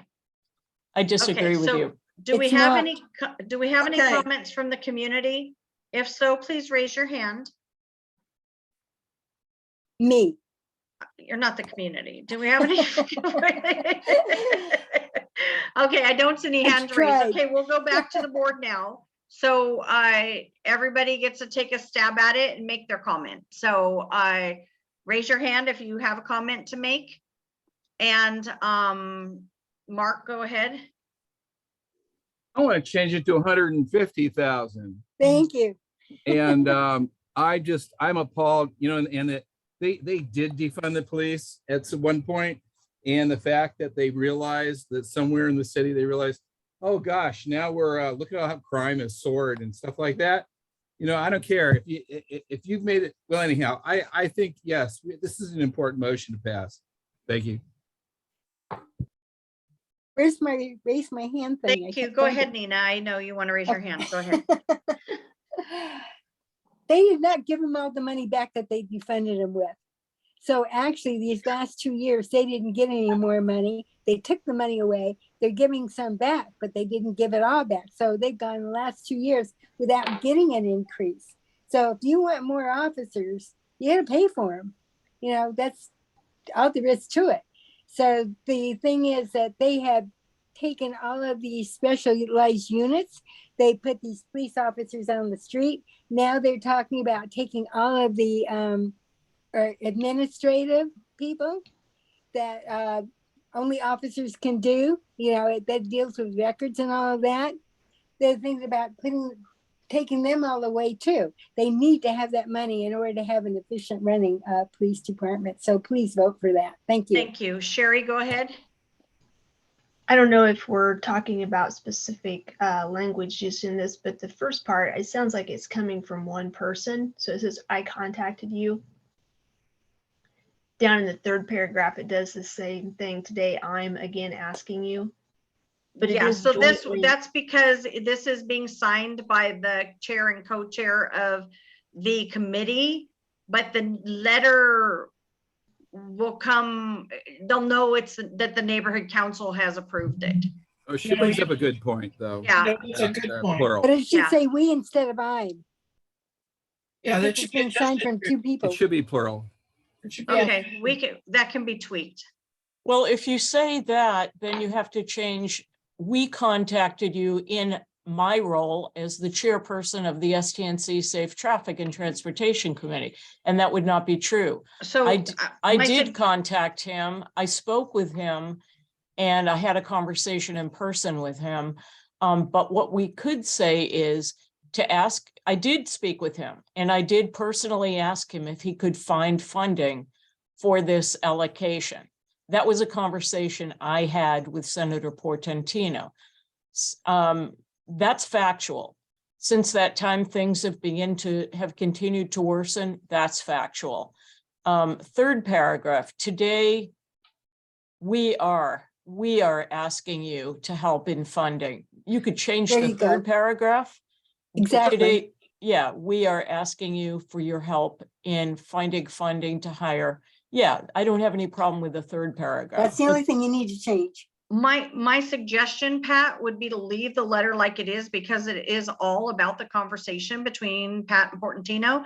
But after that, it should say the Sunland Tahunga Neighborhood Council reviewed this letter and approved it. Should the board vote to approve it on the date with the vote of blah, blah, blah. Yeah, it will. Yeah, that's true. Well, Lydia. then that's, the letter is fine the way it's written, Okay, in my opinion. yep. Fair enough. Okay, That gives just like you we more write the clout. land use letters. Yeah, that gives you more clout. Yeah, so Claire, your hand is up, go ahead.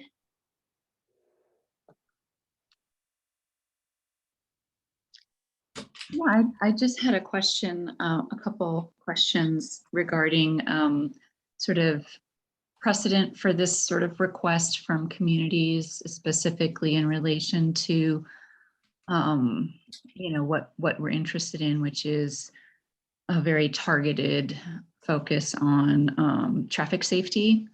And I guess I'm having a hard time imagining the city giving us a bunch of money that, you know, we would be able to have what we're ideally asking for, which is more motorcycle police officers issuing out tickets when people speed in our neighborhood.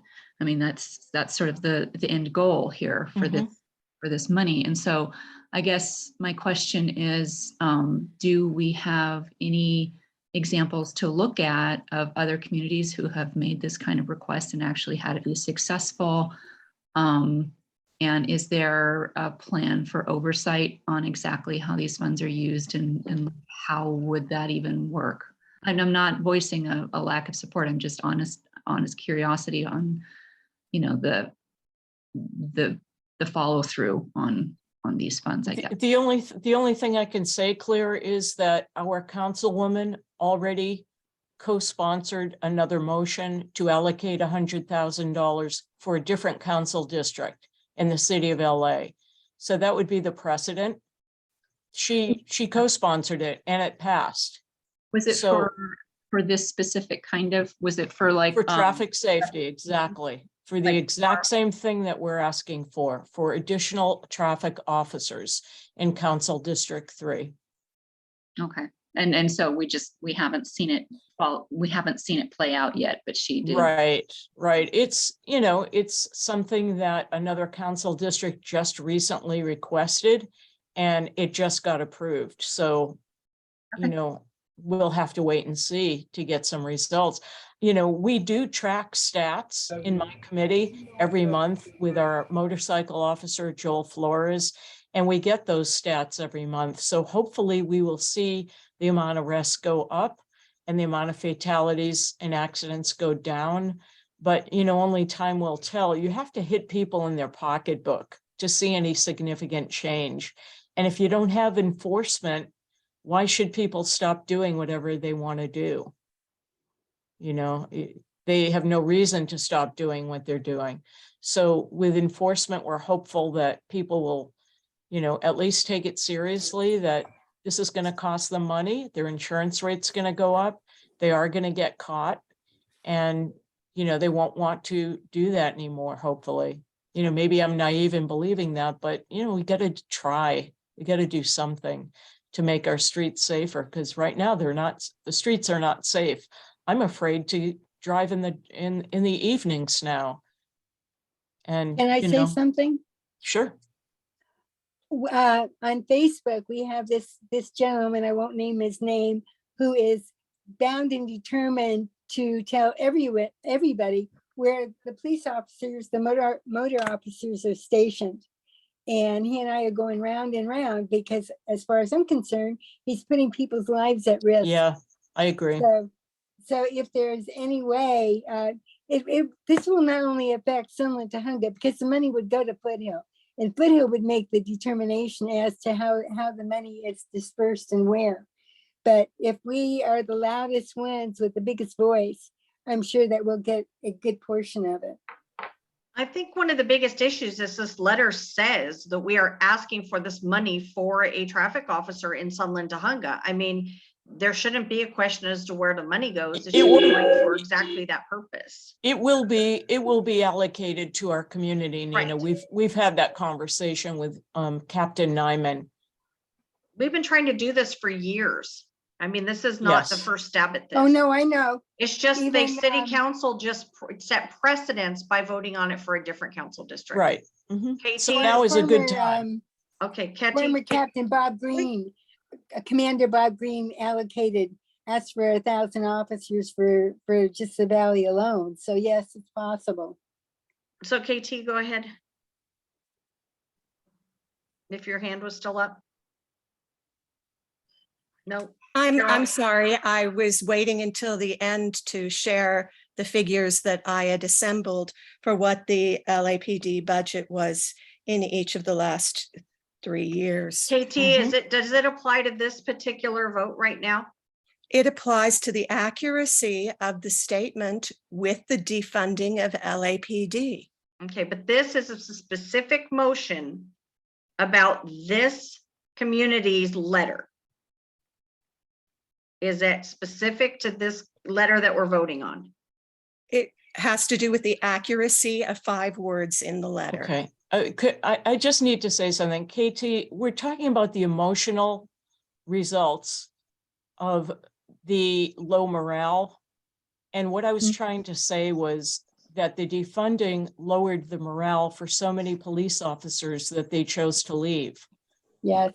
And that is basically all I'm saying. I'm not arguing with you about when money was funded. I'm just talking about when they were defunded, a lot of officers left because the morale was so low and police felt they weren't of value and they were putting their lives on the line and they weren't being Appreciated. they weren't being appreciated, but they also weren't getting the financial rewards that they should for the amount of work that they were doing. So that's all I'm trying to say. I'm not arguing with you about whether more money was then since recently put back into the budget. I'm not saying that at all. I'm just saying it's taken a toll emotionally on the morale of our police. And That is true. You're down 1,000 officers.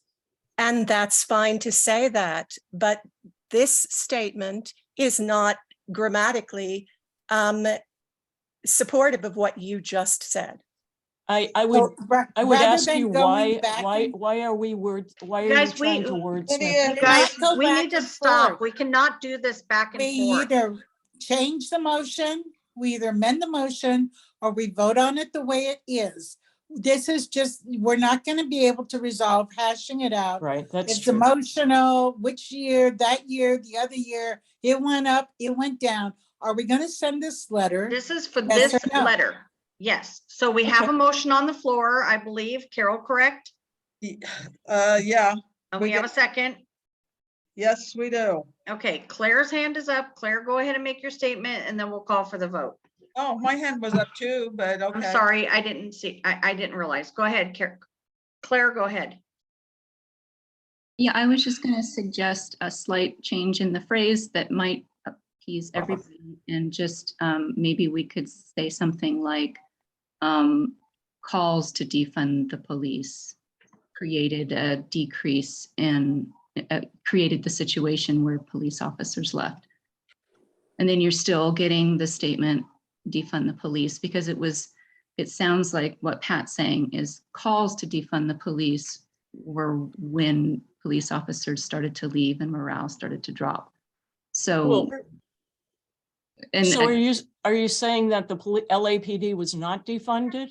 well, I think what KT was indicating was budgets, numbers for budgets in the last 3 years, which is the time period that we're looking at. And so she didn't have a chance to actually state what it was that she was referring to or the numbers, but if I think that if we were to just put this statement calls to defund LAPD, you're still preserving that moment in time. And, but I mean, obviously, if nobody wants to do that, that's fine. It's just, I'm trying to find it. Okay, I just want to ask KT a question. KT, are you saying that LAPD was not defunded? I'll give you the figures. 2020's LAPD allotment was 1.86 billion. In 2021, when the entire budget was cut because of shortfalls in tax money, everybody else got an 18% cut, and the cut from LAPD was from 1.86 billion to 1.76 billion, which was an only 8% instead of 18% decrease. So compared to the budgets of every other department, yes, they'd had a decrease from the year before, but it was a decrease required by the shortfall caused by the pandemic and everything shutting down. 2022 saw an unprecedented police budget of 2.19 billion. That's a remarkable increase from 2021.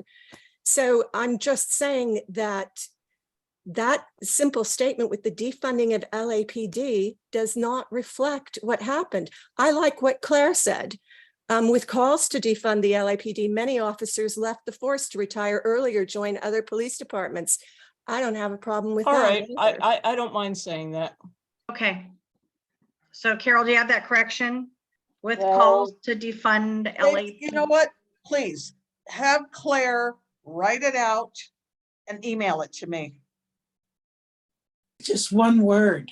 We're just adding one word, with calls to defund LAPD, and then the rest of the sentence is Yeah. the same. That's fine. Calls to defund, although. Yeah, with it was a Oh, you know motion what? made, it was a motion made to defund the LAPD, and it was our own council member who was Asked. moving that. And so, you know what? I think this is so absurd that our council passed a motion to defund the police, period. She You guys did. are going through all this ridiculousness. Who cares? You know what? I got to tell you, KT, you did really good at the numbers, I got to say. But the problem is that what about other police departments throughout the world? What about other departments? What about other things and how they get funded or don't get funded? How long did they wait to get more money because they were being held back on being funded in previous years? So while you do put up a good argument There's a lot of other shit that we could look into to find out. I say leave the letter the damn way it is. This Thank is you, Carol. Len- I say leave it the way it is. This Okay. community, and basically this is about funding an officer for this community. I don't want to nitpick. This is going to go until midnight, but we're asking for money for an officer. And we have been asking for years, and our city councilwoman has ignored us. We need to keep asking. We need to be the squeaky wheel that finally gets the grease. And we just need to just keep pushing. And to nitpick over a little thing. I remember, I don't know if I don't know where I was, but I seem to remember the city council voting to defund the police. Yes, they did. If you look it up on the internet. Nina, please. Okay, So let's okay. just, So Carol made her comment, Mark made his comment, Lenny made his comment. This is specific to sending these letters. I'd like to call for the vote. Could I hear just from John Von Gunten, please? Because he was on that call with Captain Nyman and myself, and he heard what Captain Nyman said. I don't see John. John have to. I don't see John either. Okay. He's my co-chair. So we're gonna go ahead and call for the vote the way the letter is written. If people support it, great. If you don't, great, whatever the vote count is. Okay, well, I have the letter with amending the amount to $80,000. Is that No, correct? it's No, no? amending it to 100,000. Oh, I'm sorry. Amended from 80,000 to 100,000. Yes, please. All right, thank you. All right. And I do not mind saying with calls to defund LAPD. No. I really don't. Pat, please. Okay. Lydia Grant. So Carol, that was the motion that we put was with calls. No, the motion was just to read it as change the way it's written the right wording. now. Okay, fine. Yes. I mean, this has just gotten out of hand. Okay. So to change it to $100,000. Right. Correct. Correct. Thank you. Lydia Grant, Yes. Lola Rowe, Yes. Ed Bubbakanian, Yes. Carol Hutchinson is yes, Lenny Freeman, Yes. Katie Travers, No. Trevor Schmidt, Yes. Claire Gordon. Yes. Thank you. Karen Moran, Yes. Belinda Woodruff, Yes. Cheryl Smith, Yes. Mike Goglia. Did we lose Mike? Okay, I'll come back. Shirley Kim, Yes. Chris Rowe, Yes. Nina Royal. Nina, Yes. thank Sorry. you. Cindy Claycorn, Yes.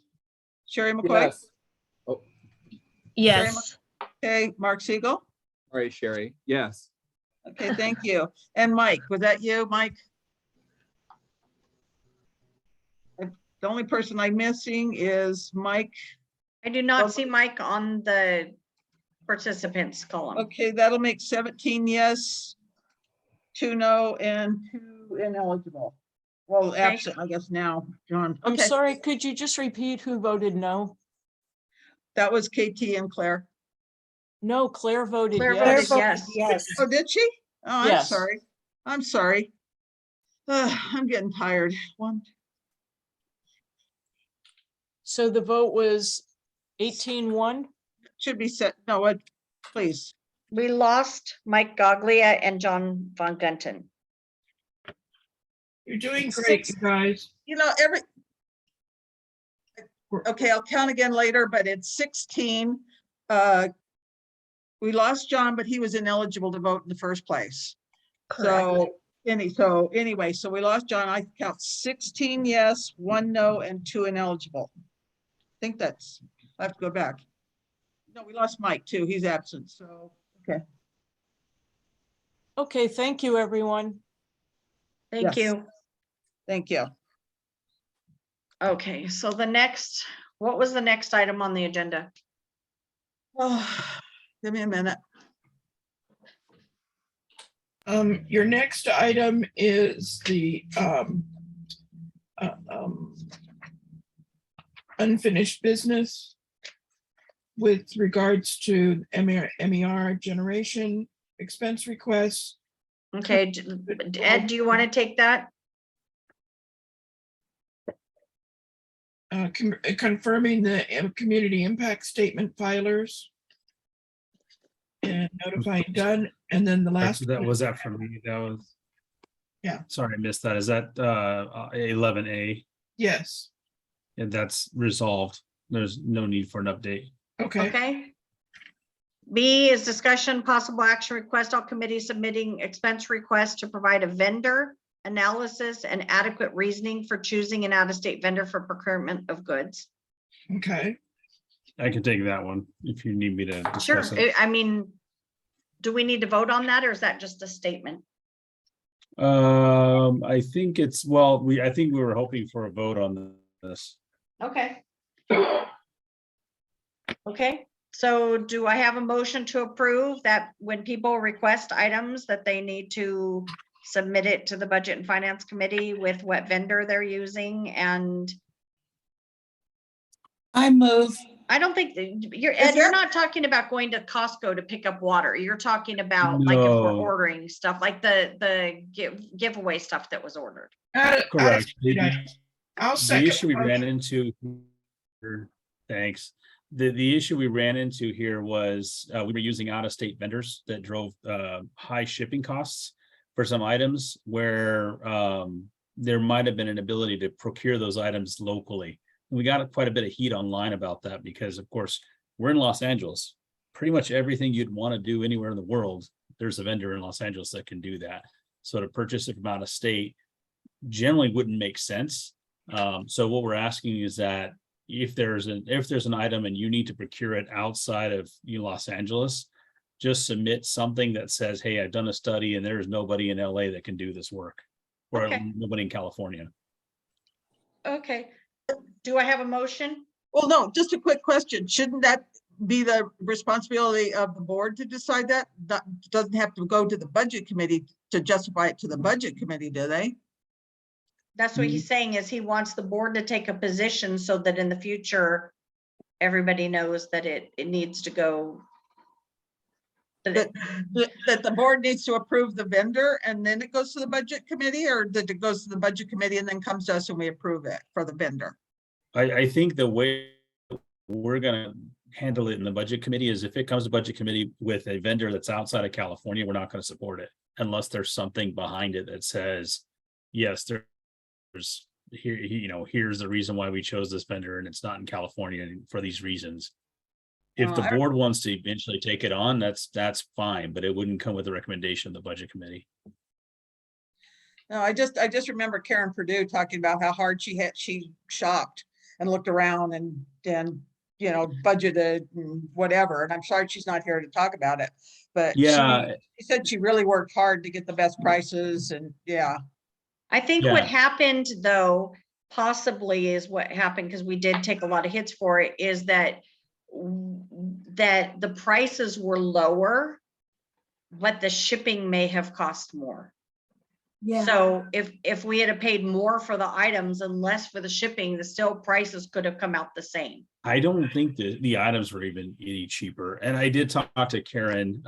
She said she did a quick analysis, but I gave her a few vendors that I've used and hadn't been heard of.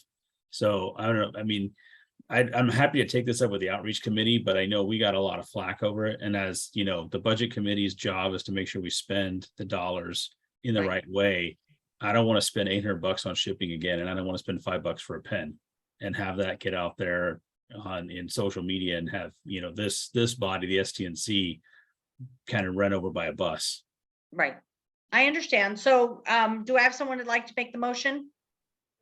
I move, this is Lala. Thank you, Lala. Do I have a second? I second, this is Belinda. Thank you, Belinda. Okay, so I have a motion and a second.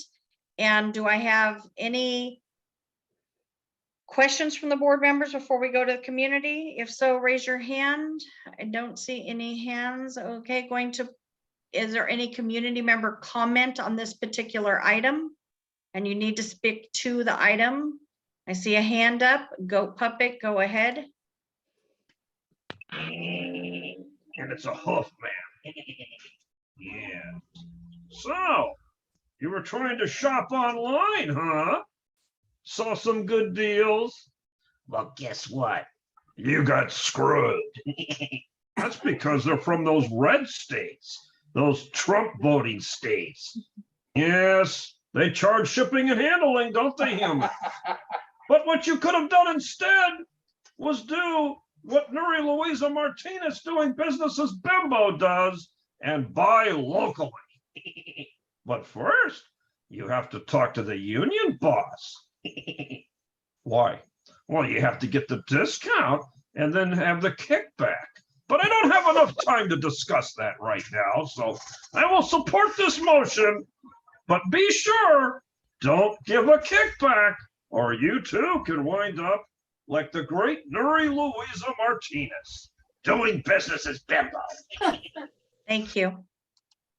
Okay, Thank you. with that, are there any comments from the board? If not, we can go to the vote. If there's a comment from the board, raise your hand.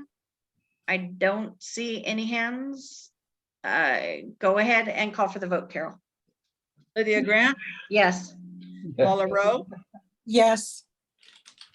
Ed Babakanian, Yes. Carol Hutchinson is yes, Lenny Freeman, Yes. KT Travers, Yes. Trevor Schmidt, Yes. Claire Gordon, Yes. John Van Gunten. Oh, no, I'm sorry, I can't, anyway, Karen Moran, Yes. Belinda Woodruff, Yes. Cheryl Smith, Yes. Mike Goglia. And we lost him, okay. Shirley Kim, Yes. Chris Rowe, Yes. Nina Royal.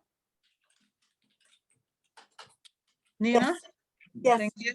Cindy Claycorn, Yes. Sharon McCoy, Yes. and Mark Siegel. Yes. Okay.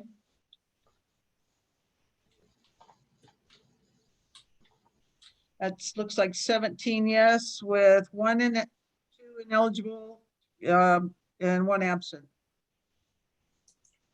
2 absent really and 1 ineligible. Okay. Thank you. It's item C, discussion possible action to current budget rollover funds and possible future revision. Ed? Don't think this one is mine, but again, I can definitely talk to it. So they still haven't released the final rollover funds. They have said, if you had funds left over from last fiscal year, assume they're available, put them in your budget. So we're gonna assume that it's almost $10,000 available, and we will spend assuming that until someone says it's not to. Okay, thank you. Item D, discussion possible action to confirm the STNC community impact statement filers. I thought we'd already voted for this. No, I didn't have it down that we voted for this last time. It was part of Okay. the thing we were gonna postpone and then we added back a couple things, but I thought we'd already done this before, but that's okay. So this is a motion to confirm the STNC community impact statement filers, Carol Hutchinson, John Van Gunten, Claire Gordon, Shirley Kim, Cindy Cleghorn, and to send notification to the Department of Neighborhood Empowerment. Do I have a motion? I move. Do I have a second? This is Carol, I'll move. Thank you. So I have Lala as a first, Carol's a second. Do I have any hands raised in the community for public comment on this item? I do not see any hands. Okay, moving back to the board. Are there any comments from the board? And I do not see any hands, so can we call for the vote? Lydia Grant, Yes. Lala Rowe, Yes. Ed Babakanian, Yes. Carol Hutchinson is yes, Lenny Freeman, Yes. KT Travers, Yes. Trevor Schmidt, Yes. Claire Gordon, Yes. Karen Moran, Yes. Belinda Woodruff, Yes. Cheryl Smith, Yes. Shirley Kemp, Yes. Chris Rowe, Yes. Nina Royal, Yes. Cindy Claycorn, Yes. Mike Goglia. And we lost him. Sherry McCoy, Yes. Mark Siegel. You know, I haven't abstained all night, so just to drive Lydia crazy, I'm going to abstain. Oh, of course he is. Okay. Thank God. All right, 1, 2.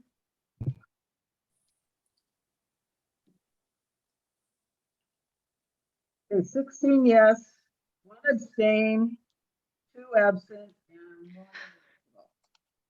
1. Okay. All right, Okay, so new business, and then we're almost done. New business, discussion and motion to form an ad hoc storage committee. Task will decide disposal of items, reduce storage units, arrange transfer to new location. Who's jumping up to volunteer? Yeah, where's all the hands from the Do we board have a- members? can we get a motion first? Yeah, I need a hand, I need hands to show me who the making the motion. Me. Okay, Nina's making the motion. Who's I'll seconding it? second it. Lenny, so we have a motion and a second to put together the committee. I'm guessing that Lenny and Nina are volunteering to be on the committee? Yes. Okay, I so am. are there any other board members volunteering to be on the committee? This is Carol, I'll help.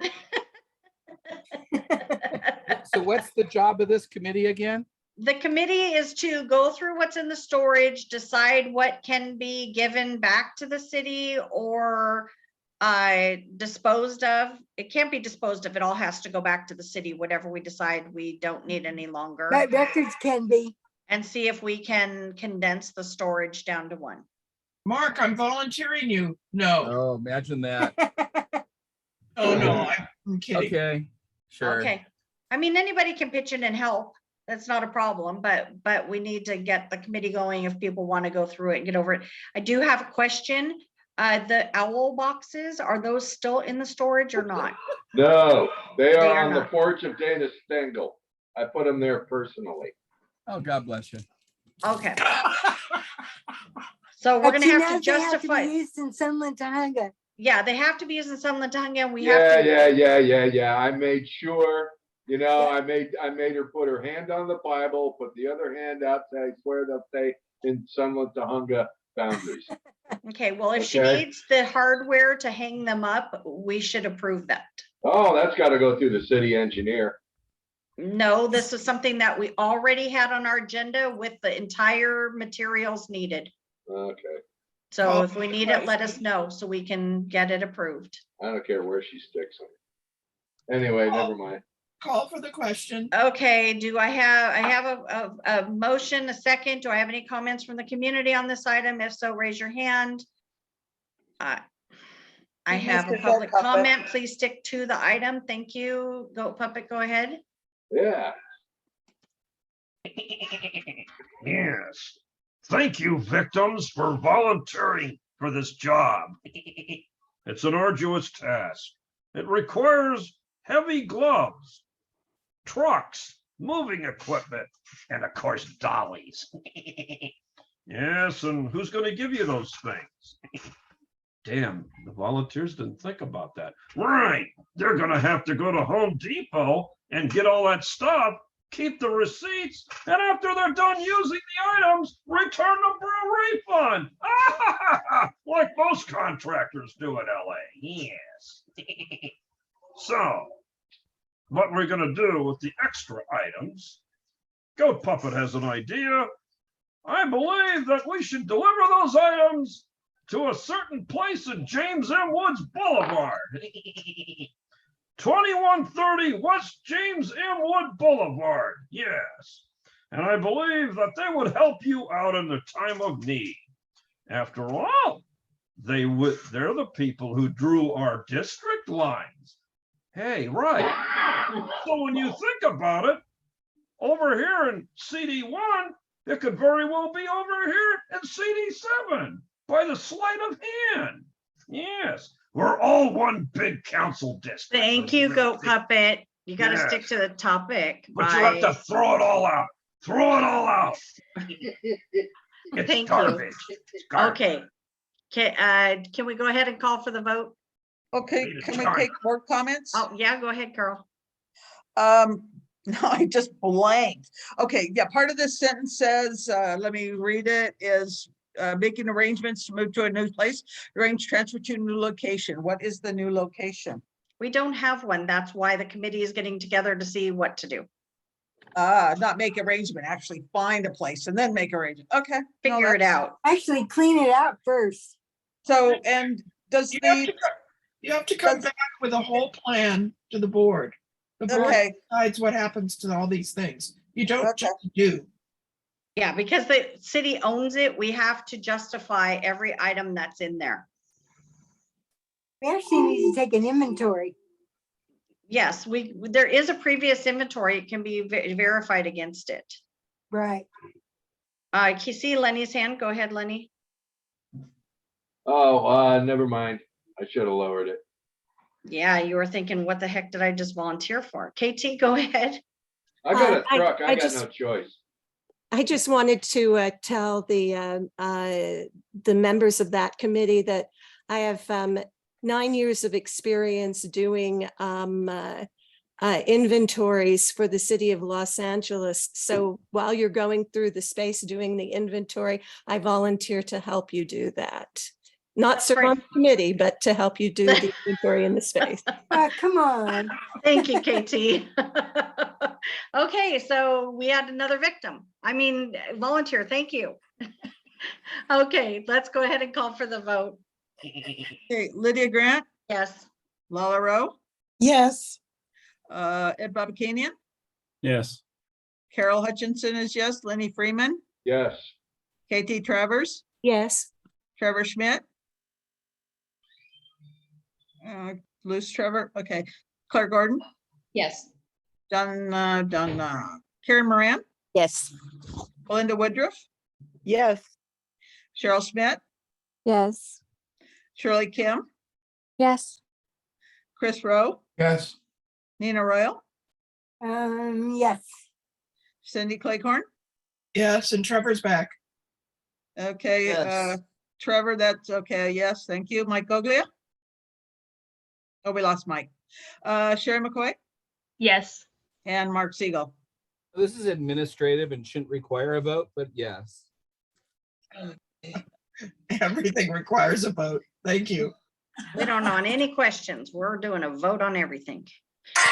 Okay, thank you guys very much. Now we just have two last items, general public comment and final announcements. If anybody has an announcement, we'll go ahead and go to board general comment. If there's anybody in the audience who has a comment that they would like to make, please raise your hand. And you can have a minute and a half. Hold on, let me get the timer ready. Yeah, I hear that little Billy goat out there. Okay, so go ahead, goat puppet. Yes, we bring you news. Ladies and gentlemen, the Honorable Jose Luis Huizar in attendance. Oh,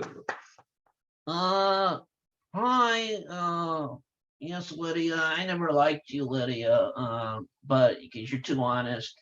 get to the point. Ow! Yeah, my brother pled guilty to the feds today. He's gonna testify against me, and I would like you to do a CIS condemning that, because now I know we've had our differences, I know, but don't you agree that a brother testifying against another brother is against the Bible, against the Quran, against the Torah? I want Goat Puppet to help me with this and go to all these special meetings coming up this week involving the tape, to advocate that you send a CIS condemning the FBI using my brother like that. Thank you, Mr. Huizar, and I will help you. Yes, I help all the council members because I love them so much. Nom, nom, nom, nom, yum, yum. Yeah. So let's see. Who's the next one to get indicted? Your choices are Curran Price, Jose Weezer. He's already been indicted. Oh, that's right. Justin Wesson or Nuri Martinez. Thank you, Goat Puppet. Your time The is answer is up. Curran Price. I got it. I got it. I won. Yes, thank you. Yeah, Thank that's you. right. Yeah. Thank you. But we have to wait till after the election to file the charge. Okay, so now any board member comments? If so, raise your hand.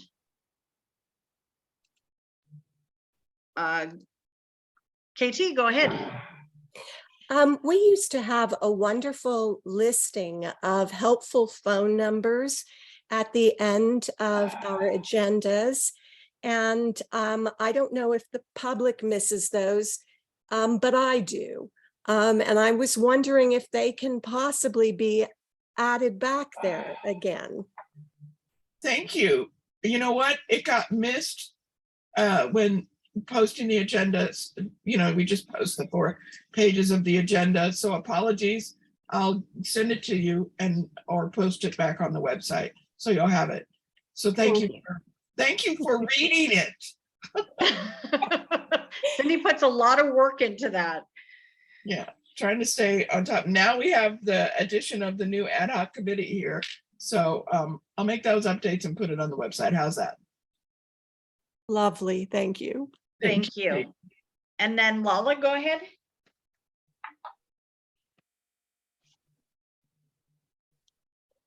Go ahead, Lala. Lala. Oh, there we go. Sorry about that. I just wanted to say that in doing these town halls, I'm starting to see various ways that we can outreach, and it's not just outreaching, you know, hi, this is the STNC, but outreaching with service, and that every committee should consider itself a part of the outreach committee. I'm finding that I'm outreaching for a town hall, and it's really outreaching for the STNC, because people who didn't know that we were here are going, oh yes, you know, like the Aurora Banquet Hall, they're just giving this to us. And that he didn't ever tell anybody in the STNC because he didn't realize we were here. But that hall is actually, when he redid the hall and opened it as a banquet hall, it was with the purpose to be a community center. He's going to make money on the banquets, but if there's community meetings, he will give the hall free of charge, period. With the videos and live streams and special cameras, everything he's got in there to do events with. We can have it. Just let him know. That's what he told me. Great, So thank we you. should start looking at how the committees can come together to create activities. The National Night Out is our best outreach thing, you know, because it brought people together. So we're already doing a great job. But I think that we have an opportunity, if we work together, every single committee can wind up being an outreach, because we're doing the different activities together. That's my comment. Thanks. Thank you. Mark, go ahead. Hi, can you hear me? Oh, yeah. Yes. Okay, great.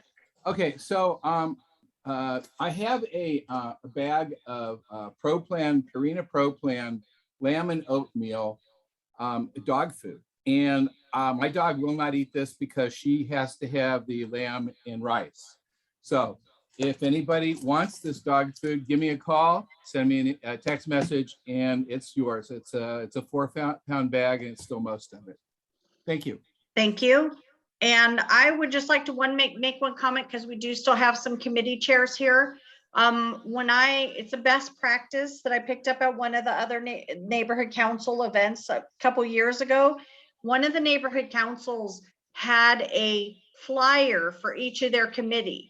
The committee created a flyer. It had the mission of the committee on it, who the committee members were, when the committee meets, what type of topics they cover, and they used that as a handout at their events. And they had a clipboard for every single committee with that committee's information and how to contact the committee chair. So I would ask the different committees to do that. So like Lala's talking, when we do an event, people can come by and pick the flyers of the committees they would be interested in.